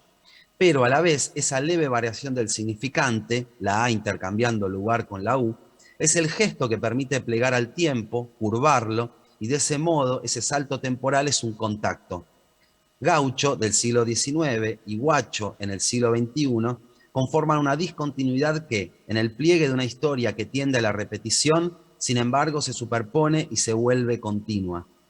Oscar Fariña le brinda un plus estético que se da en la reescritura verso por verso del poema de Hernández, es decir, en esa superposición material de las subjetividades en juego mediante la voz. Y de ese modo escribe una especie de neogauchesca que se constituye como intervención directa sobre la materialidad significante del poema original para resignificarlo. Es decir, actúa allí donde la subjetividad del gaucho alcanzó estatuto de esencia nacional. Y todo acontece mediante un trabajo con el significante. La superposición temporal adquiere estatus material en el trabajo textual. Por ejemplo, en la supervivencia de versos que de un poema al otro permanecen intactos junto a aquellos otros que aportan la variación. Solo por mencionar algunos de los que permanecen intactos. Aquí me pongo a cantar, que no se trabe mi lengua, él anda siempre huyendo. Fin de las citas. Si en la voz del gaucho se definía la palabra gaucho, como señaló Ludmer, el proceso equivalente actúa en el poema del guacho, aunque vale decirlo, sin perder ese dejo de simultaneidad, esa superposición que acerca a ambos textos en la operación de escritura de Fariña. Esa transformación, que es una transformación sobre el poema de la nación, Es un trabajo también sobre cómo imaginar a la comunidad política, cómo pensar las posibilidades que en ella se brindan a las vidas que comparten la trama simbólica de la nación. La reescritura de Fariña tensiona esos límites e incluso se propone desde la tapa del libro como la lectura más fuerte del poema hernandiano, dado que se propone trabajar sobre, cito, el poema del que todos hablan pero nadie lee. Fin de la cita. Hay allí una disputa por el sentido, disputa que es también una forma de quebrar los límites sensibles que la canonización del poema nacional impuso para el cuerpo viviente de la nación. Un aspecto clave de esta reescritura, sostiene Isabel Estrata, reside en que el texto de Fariña, cito a Estrata, encierra juicios sobre cómo el clásico argentino debe ser entendido, lo cual la coloca en una serie ya larga de pujas por el sentido del poema hernandiano. Fin de la cita. Esas pujas, que en esa genealogía podríamos mencionar desde Alberto Giraldo a Pino Solanas, por nombrar solo dos casos muy conocidos, disputan el sentido del poema en torno a la nación y, en consecuencia, en torno a la formación posible de su pueblo. El Martín Fierro, ya sea en la década del centenario o en la del bicentenario, en los 70 o en el final del siglo XX, atraviesa una discusión por el sujeto nacional de la nación, por el lugar que el plebeyo y su voz adquieren en esa trama.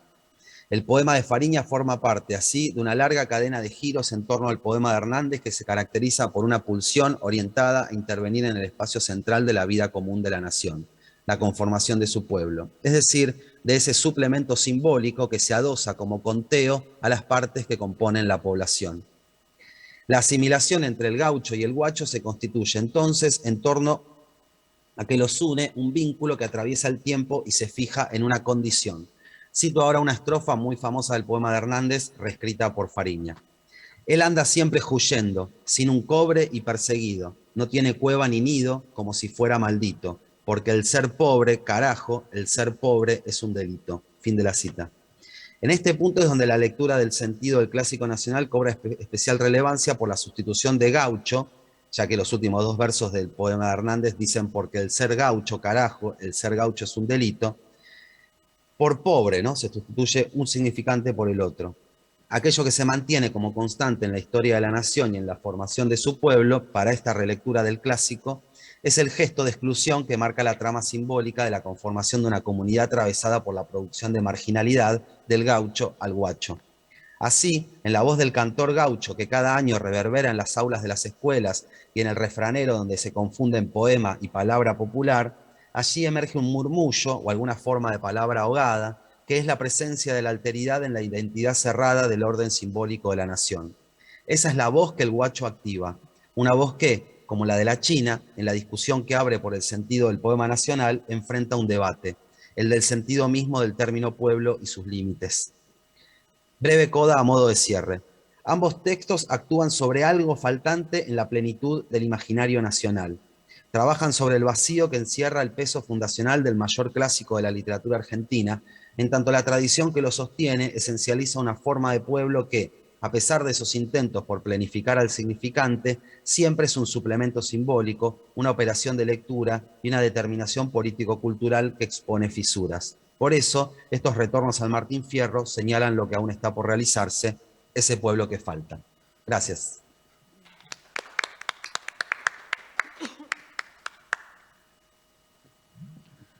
Bueno, muchas gracias, Juan. Ahora vamos a continuar con la próxima expositora, que es Viviana Ocampo. Ella es profesora en Letras por la Universidad Nacional de Mar del Plata.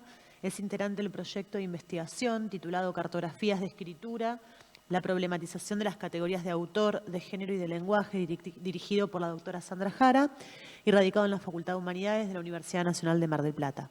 Es docente en escuela secundaria pública y el trabajo que va a presentar hoy se titula Corre, come o muere, ser o no ser un cadáver exquisito. Buenos días, ¿me escuchan bien? Perfecto. Bien, comienzo entonces por un epígrafe. Lo que se ve nunca coincide con lo que se dice. Gilles Deleuze. La presente ponencia pretende, en la novela Cadáver exquisito de la escritora argentina Agustina Basterrica, 2017, abordar desde el marco teórico la concepción deleuziana del poder. Nos resulta operativo para pensar la sociedad presente en el texto considerando fundamentalmente el desplazamiento del concepto de sujeto tradicional, la concepción de la sociedad constituida por la bipolaridad entre lo micro y lo macro, y por último, el concepto de poder en la topología que implica la distinción entre los niveles molecular y molar. La nueva y rizomática estructura social planteada en la novela habilita el entramado donde la categoría de ser humano asoma, perturbadora y cambiante. Quienes consumen carne humana y quienes son consumidos. Dispone una articulación tensionada desplazada del humano.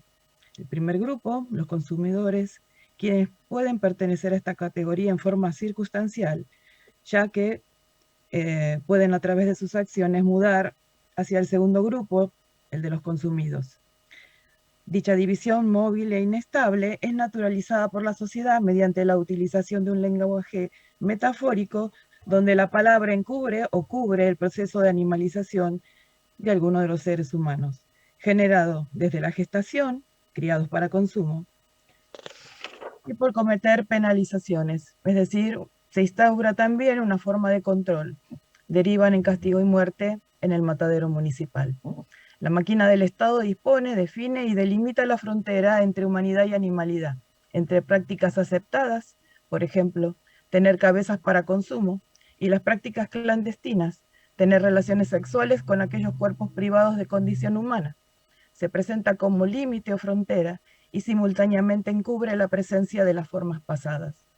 También delimita la condición de ser humano con el uso de palabras adecuadas, carne exquisita, PGP o primera generación pura, entre otras, y con las palabras prohibidas, faenar o asesinar humanos, canibalismo. Toda transgresión a lo normado se paga con la muerte. Entonces, es el discurso que interviene tanto en prácticas como el léxico, herramienta válida que permite diferenciar entre quienes son considerados seres humanos y quienes son meros cuerpos destinados a la muerte y posterior consumo. Configura en términos de Deleuze una sociedad de control que incluso interviene el entramado social, donde la delación se convierte en un arma de uso común y letal. Cadáver exquisito propone una sociedad apocalíptica donde la amenaza de un virus desconocido y contraído exclusivamente por todos los animales permite que las autoridades procedan con un plan de exterminio sistemático y exitoso. Es el virus un elemento de contagio que tensiona y redefine los términos del binomio animal-humano. Los animales son perseguidos y eliminados al ser portadores de la enfermedad, causando su desaparición y la consecuente falta de alimento cárnico. Mientras sobrepoblación y falta de recursos se convierten en la excusa perfecta para legitimar y sistematizar el canibalismo como nueva forma de alimentación regulada por el Estado. Ahí, Marcos Trejo, personaje principal de la novela, es un sujeto que añora una sociedad ya inexistente, resiste en un presente inhóspito, alienado. Recuerda la misma publicidad una y otra vez. Una mujer hermosa pero vestida de manera conservadora le sirve la cena a sus 3 hijos y al marido. Mira la cámara y dice, yo le doy a mi familia alimento especial, la carne de siempre, pero más rica. Todos sonríen y comen.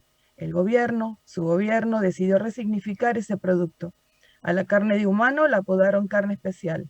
Dejó de ser solo carne para pasar a ser lomo especial, costilla especial, riñón especial. Él no le dice carne especial, él usa las palabras técnicas para referirse a eso que es un humano. Pero nunca va a llegar a ser una persona, a eso que es simplemente un producto. Se refiere al número de cabezas a procesar, al lote que espera en el patio de descarga, a la línea de sacrificio que debe respetar un ritmo constante y ordenado, a los excrementos que deben ser vendidos para abono, al área de tripería. Nadie puede llamarlos humanos porque sería darles entidad. Lo llaman producto o carne o alimento, menos él, que quisiera no tener que llamarlos por ningún nombre. Fin de cita. En la publicidad se manifiesta la familia molar, donde los roles genéricos tradicionales se reproducen con una mujer significada con el cuidado dentro del marco de las relaciones heteronormativas. Esa mujer es esposa y madre, cumple la función de cuidar y reproducir su especie. Pero a la vez, en ese gesto, el objeto carne, sinónimo de alimento, se redenomina, asociado con el término especial para así lograr albergar lo humano sin nombrarlo.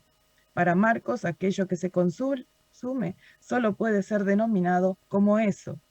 En el pronombre habita la diferencia que encubren las palabras técnicas.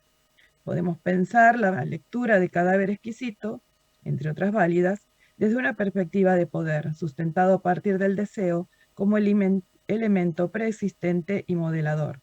Nos preguntamos qué deseo predomina en esta sociedad. Básicamente, el de supervivencia, entendido como alimentación y procreación. El factor alimentación para Marcos Trejo, encargado del frigorífico Krieg, se restringe a vegetales y harinas. No se adapta al nuevo sistema, se resiste a consumir el nuevo alimento. El hecho de comer carne humana interiormente le repele, pero la necesidad de carne animal, por un lado, lo obstruye, dado que debe reprimir sus pensamientos, y por otro, lo impele, porque el deseo de comer carne, aunque sea humana, lo va ganando. La función que cumple dentro de la máquina alimentaria, dirigir el sistema de faenamiento humano, es vivida a contrapelo, pero es consciente de que lo instala en una situación social y económica ventajosa. En cuanto al segundo factor, la supervivencia está íntimamente ligada con la procreación. Aparece Marcos Trejo representado por el deseo de recuperar a su hijo muerto. Este mandato interno lo satisface al unirse sexualmente con una hembra PGP, sigla que significa primera generación pura de criadero. Sabe que esta transgresión puede llevarlo a la muerte. La unión fue construida cuidadosamente, existe un plan y lo lleva a cabo.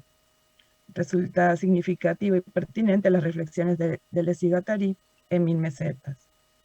Y cito: un devenir animal, un devenir molecular, con la manada, que mina las grandes potencias molares, familia, profesión, conyugalidad. Una elección maléfica, puesto que en la manada hay un preferido, y una especie de contrato de alianza, de horrible pacto con el preferido. La instauración de un agenciamiento, máquina de guerra o máquina criminal, que puede llegar hasta la autodestrucción, una circulación de afectos impersonales, una corriente alternativa que trastoca tanto los proyectos significantes como los sentimientos subjetivos y constituye una sexualidad no humana. Marcos Trejo, me pregunto, ¿deviene animal a partir de esta unión con un ser privado de las características fundamentales del ser humano, carecer de lenguaje, ya que a aquellos que nacieron en cautiverio se les quitan las cuerdas vocales desde sus primeros años de vida? Nadie quiere que hablen porque la carne no habla. Y son criados en lotes, garantizando su alimentación y genética. Marcos Trejo gozó a un animal, dicho con las palabras convenientes, higiénicas y legales que denominan a su vez su delito. Luego trató de socializar o entrenar a la hembra PGP. Concibió un plan que le llevó tiempo y esfuerzo. Necesitó nombrarla, darle identidad. La llamó Jazmín por el aroma que desprendía su cuerpo salvaje. Le enseñó a estar dentro de su casa sin autolesionarse ni destruir su nuevo entorno. Marcos Trejo ya hizo su elección. Tiene a su preferida de la manada y constituyó una sexualidad no humana. El hijo que vendrá será suyo y crecerá dentro de su matrimonio. Volverá a recuperar a su familia y a su mujer Cecilia. Este nuevo hijo suplantará al muerto. Cree que recuperará en parte su pasado. Hará lo que tenga que hacer a pesar de todo. Marcos Trejo construyó una máscara que le permite circular y permanecer dentro de una estructura de poder. Una de sus obligaciones es recorrer el circuito de los principales clientes del frigorífico Krieg. Este circuito incluye visitar a Urlet, propietario de un coto de caza a quien provee de cabezas. Urlet se fue de Rumania después de la transición. Allí no se permitía la caza de humanos, por lo tanto, deja ese país y se va con su lucrativo negocio a otra parte.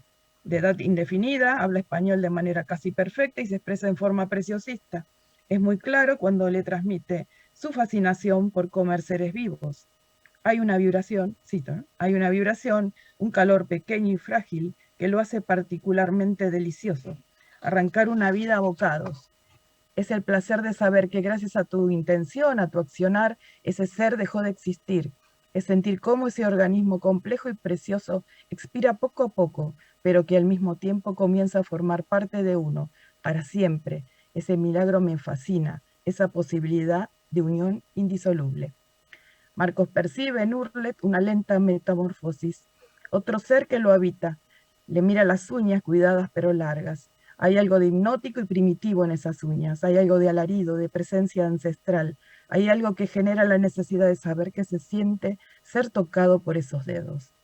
Siente que dentro de Urlet hay una presencia, algo que le araña el cuerpo desde adentro, intentando salir.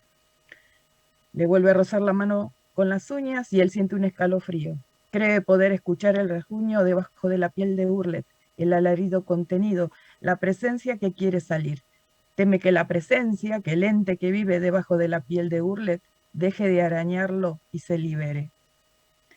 El coto de caza replica el funcionamiento previo a la transición. Las presas corren, se esconden, tratan de sobrevivir, mientras que los cazadores las persiguen, acosan y matan. Luego se fotografían con los trofeos, cuerpos enteros o cabezas en picas, que ahora son machos y hembras preñadas, presas muy codiciadas por resistir y luchar mucho más. Luego serán procesadas y envasadas para llevar. Como corolario se prepara la cena con el producto de la cacería. Pero Urlet implementa alguna novedad al circuito de cazador-cazado, cito sus palabras. Hace un tiempo implementé la posibilidad de que aquellos famosos que caen en desgracia y adeudan fortunas las puedan recuperar acá. Tienen que quedarse en el coto de caza por una semana, 3 días o unas horas. Todo depende del monto que adeuden.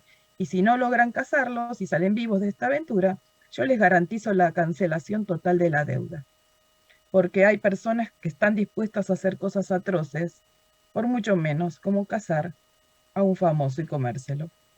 Y reflexiona. Después de todo, desde que el mundo es mundo, nos comemos los unos a los otros. Si no es de manera simbólica, nos fagocitamos literalmente. La transición nos concedió la posibilidad de ser menos hipócritas. Nuevamente observamos la bipolaridad entre macro y micro. El estado, la transición, normativiza y cada individuo establece con su impronta la vivencia de la ley. Marcos es invitado a la cena de los cazadores. Se traga los fresh finger, que sirven porque quiere irse rápido lo más antes posible. Se sorprende al sentir que los dedos están exquisitos. Admite para sí mismo cuánto extraña comer carne. Al cazador que mató al músico Ulises Fox le sirven su lengua marinada. Todos los comensales aplauden y ríen. Todos se ríen a carcajadas menos Marcos. Él no se ríe. Al resto de los comensales le sirven el corazón, los ojos, los riñones, las nalgas. El pene de Ulises Fox se lo dan a Guerrero Iraola, que lo pidió especialmente, y quien lo consume como afrodisíaco. Consulta cuántos días le quedaban al músico. Le contestan 5 horas. Todos aplauden y brindan. Menos Marcos, que piensa en Jazmín. Para concluir, hay palabras que son convenientes, higiénicas, legales. Despóticamente encubren la necesidad de sostener el poder, dibujado a conveniencia de época y sociedad. Pensamiento de Deleuze y Guattari, sus contribuciones filosóficas son aportes valiosos para acercarnos a pensar la sociedad planteada en Cadáver Exquisito. Muchas gracias.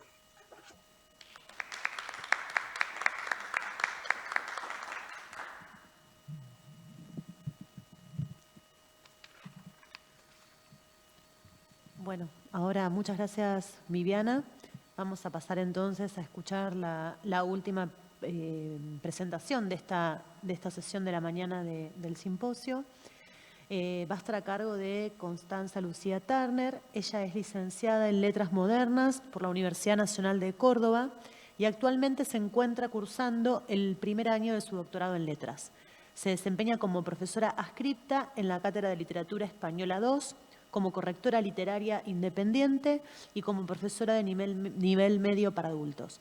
Ha realizado publicaciones en revistas nacionales e internacionales referidas a su tema de investigación principal, que es la literatura contemporánea escrita en español. Asimismo, participa asiduamente en jornadas y congresos dedicados a la literatura en español y en especial al vínculo entre cuerpo y escritura.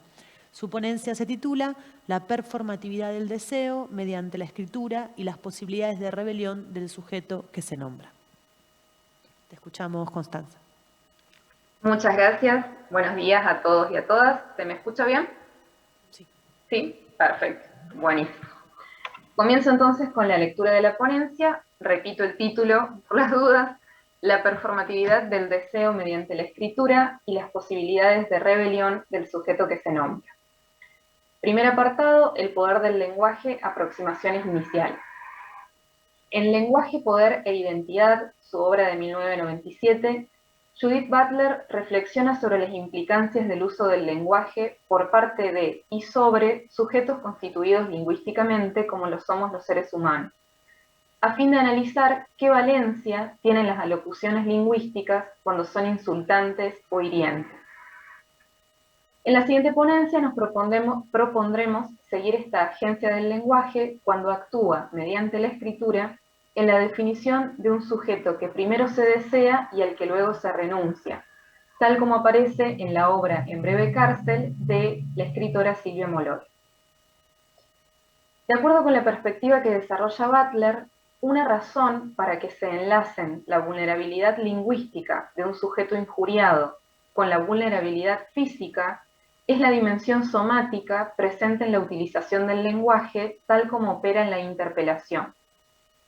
Al ser interpelados mediante el lenguaje, es decir, al ser llamados por la voz de un otro que se dirige a nosotros y que en dicho proceso nos reconoce como sujetos, nuestro cuerpo se ve preservado, en tanto se posibilita su existencia social. Es decir, nuestro cuerpo es constituido dentro de un circuito de reconocimiento. Ahora bien, como señala Butler, la alocución lingüística que interpela no solamente reconoce a quien nombra por lo que es, entre comillas, sino que define una serie de términos mediante los cuales el reconocimiento de dicha existencia será posible desde ese nombramiento en adelante. Esta dependencia fundamental respecto de la llamada del otro parece especialmente importante en una novela como En breve cárcel, donde las dos figuras centrales de deseo de la narradora, que son Vera y Renata, no aparecen en la escena, sino es por las palabras de quien las escribe. Es la narradora quien elige con qué términos estos dos sujetos serán reconocidos en el marco de la obra, e incluso explicita el enlace entre sus palabras y los cuerpos que éstas refieren cuando afirma que escribe porque, y cito, no quiere olvidar la piel ni los cuerpos, sobre todo no quiere olvidar las voces. Fin de cita. Se entiende en este sentido que el lenguaje produzca su propio tipo de violencia, pese a que no se trate aquí del lenguaje de odio que analiza Butler. Las palabras de la narradora vulneran a quienes nombran en un doble procedimiento que, por un lado, fija a Renata y a Vera del modo en que podrá reconocerlas, y por otro, constituye discursivamente el deseo que nace de ese reconocimiento. En este reconocimiento de la violencia implícita en el ejercicio del lenguaje y de su rol en los procesos de subjetivación, podemos encontrar un enlace con la noción Foucaultiana de poder, tal como la recogen las palabras y las cosas. De acuerdo con Foucault, desde la modernidad el pensamiento es concebido a la vez, y cito, como saber y modificación de aquello que se sabe, reflexión y transformación del modo de ser de aquello sobre lo cual se reflexiona. Fin de cita. Y en tanto hace moverse lo que toca, es un modo de acción que altera el ser del hombre. Ya no es teoría, sino que acerca o aleja, rompe, disocia, anuda o reanuda, libera y sojuzga. Así el pensamiento, al expresarse mediante el lenguaje, dota al discurso del mismo poder. El lenguaje, en términos de Foucault, es un no lugar que permite vecindades imposibles. Y a partir de la modernidad está dotado del poder positivo que supone crear aquello que refiere y ser empleado en el marco de estrategias cuyo objetivo es que los otros interactúen con el mundo propio de un modo particular. El sujeto, tal como lo concibe Foucault, está implicado en relaciones de producción y de sentido, y al mismo tiempo en relaciones complejas de poder. Ahora bien, dado que las relaciones de poder actúan sobre acciones, exigen en primera instancia que los participantes sean reconocidos como sujetos. Solo así podrá garantizarse que el poder ejercido en una dirección abra todo un campo de respuestas, reacciones e invenciones en la dirección opuesta, que es la segunda condición para que exista una relación de poder. Segundo apartado de la ponencia, la subjetivación por el lenguaje. En la novela de Molloy, las intenciones, tras la creación de los sujetos Vera y Renata en el texto escrito, asumen la violencia subyacente a la acción de nombrar al otro sin que éste tenga posibilidad de réplica, y a su vez reflejan la ambivalencia de una escritura obligatoria, porque en términos de la narradora, la historia que escribe no la deja, y a su vez dolorosa, que la narradora busca fijar y a la vez olvidar. Quien narra en Breve Cárcel escribe con desdén, con furia y curiosidad, para vengarse. Escribe una historia de celos para suplir una ausencia y para conjurar la historia, para evocarla tal como la añora. Cito: siente la necesidad de empujar, de irritar para poder ver. Escribe hoy lo que hizo, lo que no hizo, para verificar fragmentos de un todo que se le escapa. Cree recuperarlos. Con ellos intenta o inventa una constelación suya. Fin de cita. Así, la narradora apela a la resemantización del sujeto por el propio sujeto, tanto a su propia resemantización en tanto narradora, como a la resemantización de los sujetos Vera y Renata, a través de un discurso estructurado sobre una ambigüedad permanente entre ficción y realidad, entre hecho y fantasía. Y esto porque el discurso, como ya señalamos, no es un conjunto de significaciones previas que solo hay que descifrar, sino, en términos de Foucault, y cito, una violencia que se ejerce sobre las cosas, en todo caso, una práctica que les imponemos. Fin de cita. Ahora bien, en este sentido, ninguna forma de ejercicio del poder mediante el lenguaje queda libre de verse contrarrestada por estrategias de resistencia. Pero, y esta es la pregunta que originó esta ponencia, ¿cuál puede ser la resistencia si los sujetos a los cuales se nombra, Vera y Renata, no pueden, a su vez, nombrar a quien los nombra? Tercer apartado, las posibilidades de resistencia frente al lenguaje. En primer lugar, la resistencia es inherente al mismo carácter inabarcable de los discursos. Tal como Butler lo recupera de los planteos de Josiana Feldman, tanto quien nombra como quien es nombrado desconocen el alcance total de aquello que realmente producen, en tanto ambos dicen siempre más de lo que quieren decir. Según Butler, y cito, el habla está siempre de algún modo fuera de control. Fin de cita. Y por ello mismo es valiosa la constitución lingüística de los sujetos mediante la llamada del otro. Si bien las palabras iniciales mediante las cuales nos nombran se nos imponen de modo violento, en el sentido de que ni las elegimos, ni se nos consulta acerca de ellas, ni tampoco nos damos cuenta de que así se produce nuestra constitución social, una vez que somos constituidos como actores, es que podemos ingresar en el campo de posibilidades que supone nuestra agencia. En la obra de Molloy, la narradora descubre esta doble dependencia al encontrar frente a sí a un sujeto que, al ser nombrado por una tercera persona, diferente de ella, excede las palabras con las que esta narradora lo constituyó. Y cito: Vera, ¿por qué la invade? Controlaba el recuerdo del día anterior, no necesitaba una nueva intromisión. ¿Qué tiene que ver ese recuerdo robado con lo que le dice esta mujer empeñada en imponer a una Vera nueva y viva? Fin de cita.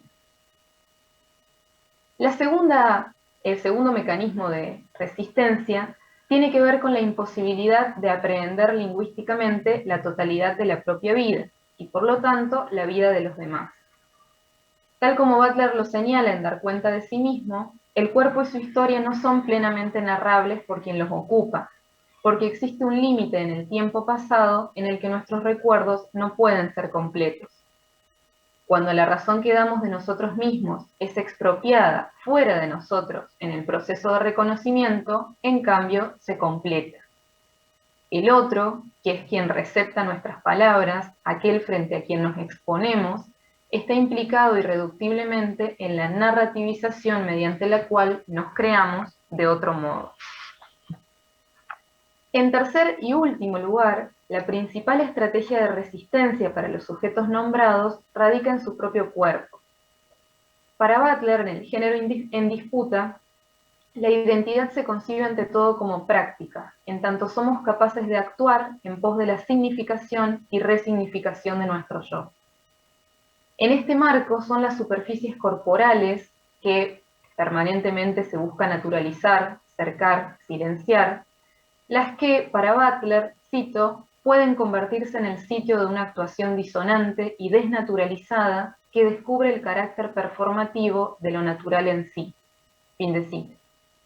Desde nuestra perspectiva, el foco que la narradora de Molloy pone sobre su propio cuerpo decadente es un modo de desnaturalizar su borramiento ritual, esta idea es de André Le Breton, es ese cuerpo que para Bataille incluye y exhibe los principios del mal.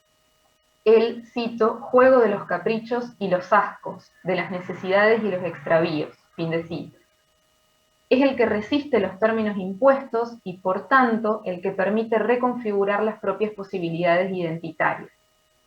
Se siente ahora en discordia con su piel, límite precario que no alcanza a darle forma.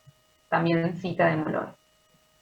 Y lo mismo sucede con esos otros cuerpos inaprensibles que siguen huyendo de una designación definitiva, del discurso violento de la narradora, como es el caso de Renata. Última cita. Para entregarse a la furia tiene que acuñar una imagen sin fallas, la imagen del adversario. Pero Renata se le escapa cuando escribe esta furia como se le escapó siempre. ¿O será ella quien por miedo y queriendo forzarla a una imagen única la ha dejado escapar? De Renata le quedan recortes de infancia, fragmentos que no llegan a configurar una imagen viva. Fin de cita. Para concluir, a partir de lo expuesto podemos reconocer que en esa misma precariedad de la existencia humana, en esa incertidumbre del ser de la que habla Bataille, se encuentra lo inaprensible mediante el lenguaje, y por tanto lo que puede resistirse a cualquier nombramiento.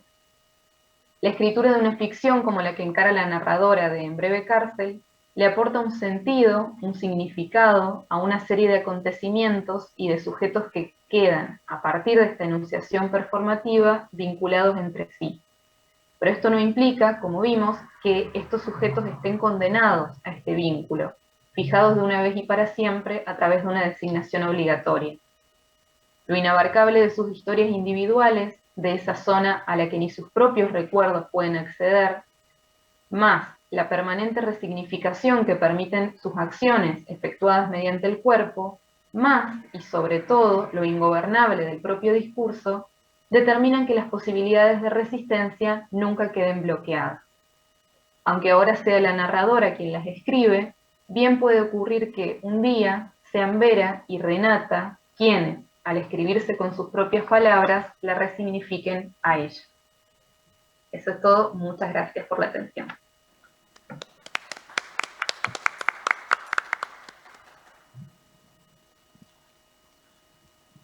Bueno, muchísimas gracias, Constanza.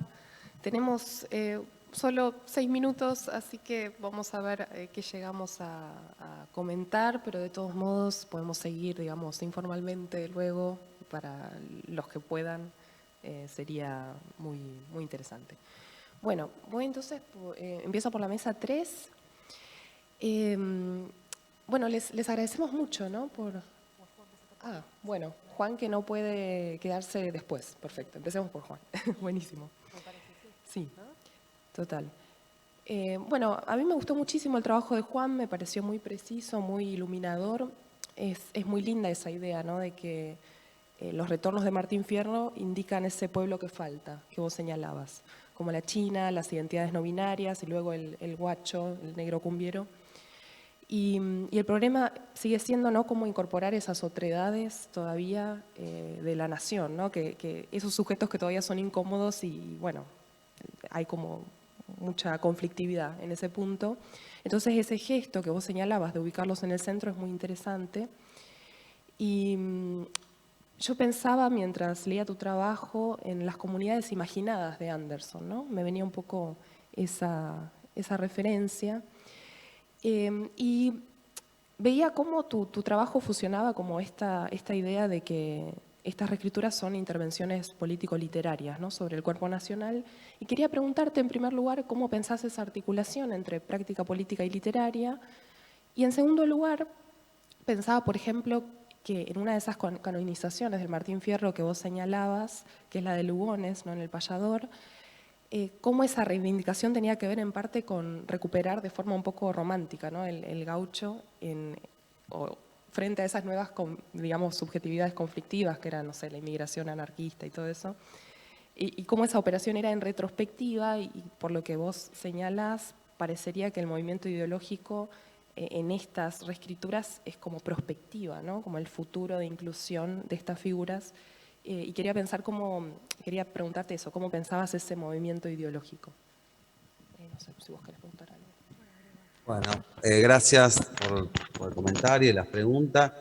Tiene un poco que ver con mi trabajo de doctorado. Mi tesis doctoral se titula Ficciones de Pueblo, y yo trabajé la gauchesca principalmente del periodo colonial y las primeras décadas del siglo XIX, ¿no? Para ver, era como un periodo que no se había articulado, no estaba siempre lo colonial en la gauchesca había quedado como un poco aislado. Bueno, en general como acontece con lo colonial en el Río de la Plata, en los estudios de literatura argentina. Y bueno, mi hipótesis de lectura es que precisamente la gauchesca desde sus inicios lo que hace es intervenir de maneras particulares, singulares en cada caso, precisamente para discutir, o poner en juego formas posibles para la conformación del pueblo, entendiendo que la gauchesca se origina precisamente o emerge en un contexto en donde ese es el debate principal, ¿no?, que es el debate que abre la Revolución de Mayo, pero que ya viene gestándose desde el periodo colonial con la formación del Virreinato del Río de la Plata. Es decir, el primer poema gauchesco coincide con la fundación del Virreinato del Río de la Plata, de Juan Baltasar Maciel. Siempre la gauchesca arrastra, digamos así, desde ese periodo de emergencia, modos de intervención desde las posibilidades que la literatura en cada contexto da, que esto es algo que ahora voy a referir, me parece importante, precisamente para definir y precisar cuáles deben ser esos contornos, esos límites. Como que la gauchesca propone ficciones de lo que debería ser un pueblo a partir de un doble movimiento, porque al mismo tiempo la gauchesca toma cuestiones, formas folclóricas, formas de la lengua, etcétera, que provienen precisamente del bajo pueblo, ¿no?, haciendo una similitud, una asimilación entre pueblo y una de las acepciones de pueblo, que es precisamente la asimilación con el bajo pueblo. Entonces, para mí, ese vínculo es consustancial de la gauchesca, ¿no? Esa es mi hipótesis de lectura de la gauchesca de ahí en adelante, ¿no? Yo ahora en mis periodos de mi investigación postdoctoral me fui más hacia otros periodos del siglo XIX y un cierto salto con el XXI.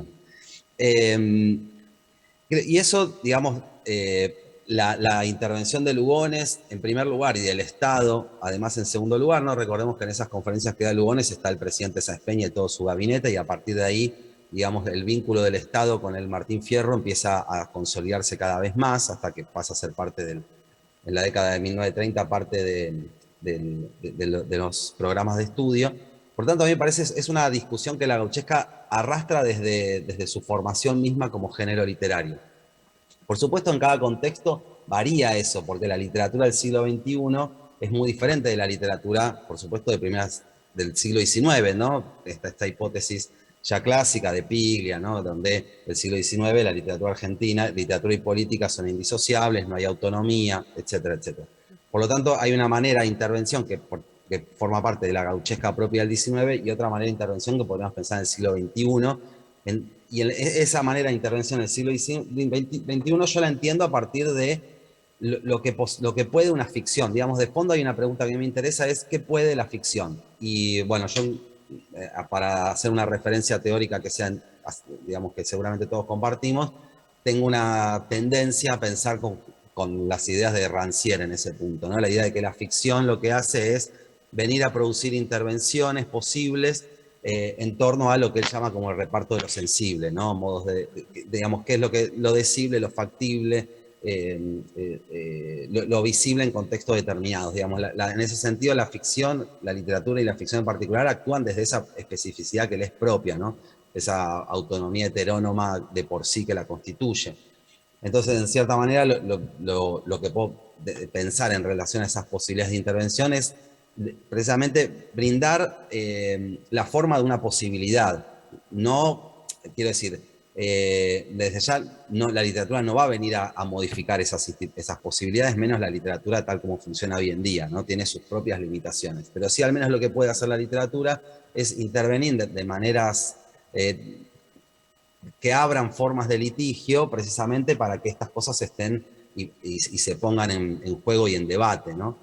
Entonces el modo, creo que yo, de articulación de eso viene dado por esa especificidad que es propia de la ficción, que es, de nuevo, intervenir de maneras litigiosas cuando interviene de manera litigiosa, ¿no? Ahora acá se acaba de publicar una nueva, otra reescritura del Martín Fierro del siglo XXI que todavía no leí, solamente leí una entrevista que dio Marcelo Birmacher, donde me parece que va, por lo que dice en esa entrevista, se llama Martín Fierro siglo XXI y hace como el movimiento opuesto, ¿no? En lugar de horadar la figura masculina, gaucha, que centraliza la tradición nacional, viene a tratar de volver a poner en juego esa figura para reivindicarla, ¿no? Y resignificarla en el siglo XXI, pero desde su propia condición y no intentando brindar variantes de esto, ¿no?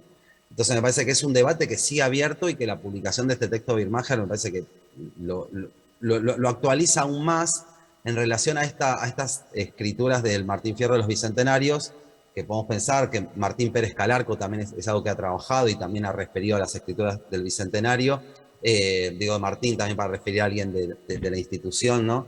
Que él también ha incorporado ahí, por ejemplo, el Martín Fierro ordenado alfabéticamente de Pablo Cachajian. Y podríamos incluir incluso también el cuento del amor de Martín Cohen, bueno, entre otras ficciones que se han producido en el es llamativo eso, que en torno a la década del 2010 se haya hecho una pequeña explosión, ¿no? Eso me parece que habla de dos cosas. De la actualidad del Martín Fierro como eje sobre el que giran discusiones en torno a la tradición nacional y de las ganas, digamos así, o de cierta impulso, cierta pulsión de la literatura por seguir debatiendo en torno a ese texto que ha dejado una marca tan fuerte en un doble sentido, en el sentido literario, pero también en el sentido político de la conformación de esta comunidad imaginaria que conforma la nación argentina. Bueno, eso más o menos es lo que creo que puedo aportar, para no hacerla larga. Bueno, muchas gracias. Bueno, yo en realidad también te quería preguntar algo que ya respondiste, que es, pensando un poco esto que hablaste de que esto lo trabajaste en la tesis doctoral, te iba a preguntar si habías incluido también en ese momento otras reescrituras, ¿no? Del Martín Fierro. Igual ya ahora mencionaste varias, así que en realidad ya medio que me respondiste lo que por ahí te iba a preguntar. Así que bueno, muchas gracias. Sí, en el siglo XX infinidad de, ¿no? Hay vueltas permanentes que serían, por supuesto, interesantes incluir en el debate. Bueno, no, gracias a ustedes, gracias por la amabilidad, la prolijidad y cómo fue llevada a la mesa, que realmente fue un placer. Gracias. Y me tengo que retirar, perdón, tengo que ir a dar clases. Chao, perdón que no me puedo quedar, un placer haber escuchado a todos y a todas. Bueno, ojalá nos crucemos en algún lugar. Chau, chau. Bueno, muchas gracias y seguimos aparte. Sí. Nos conectamos después.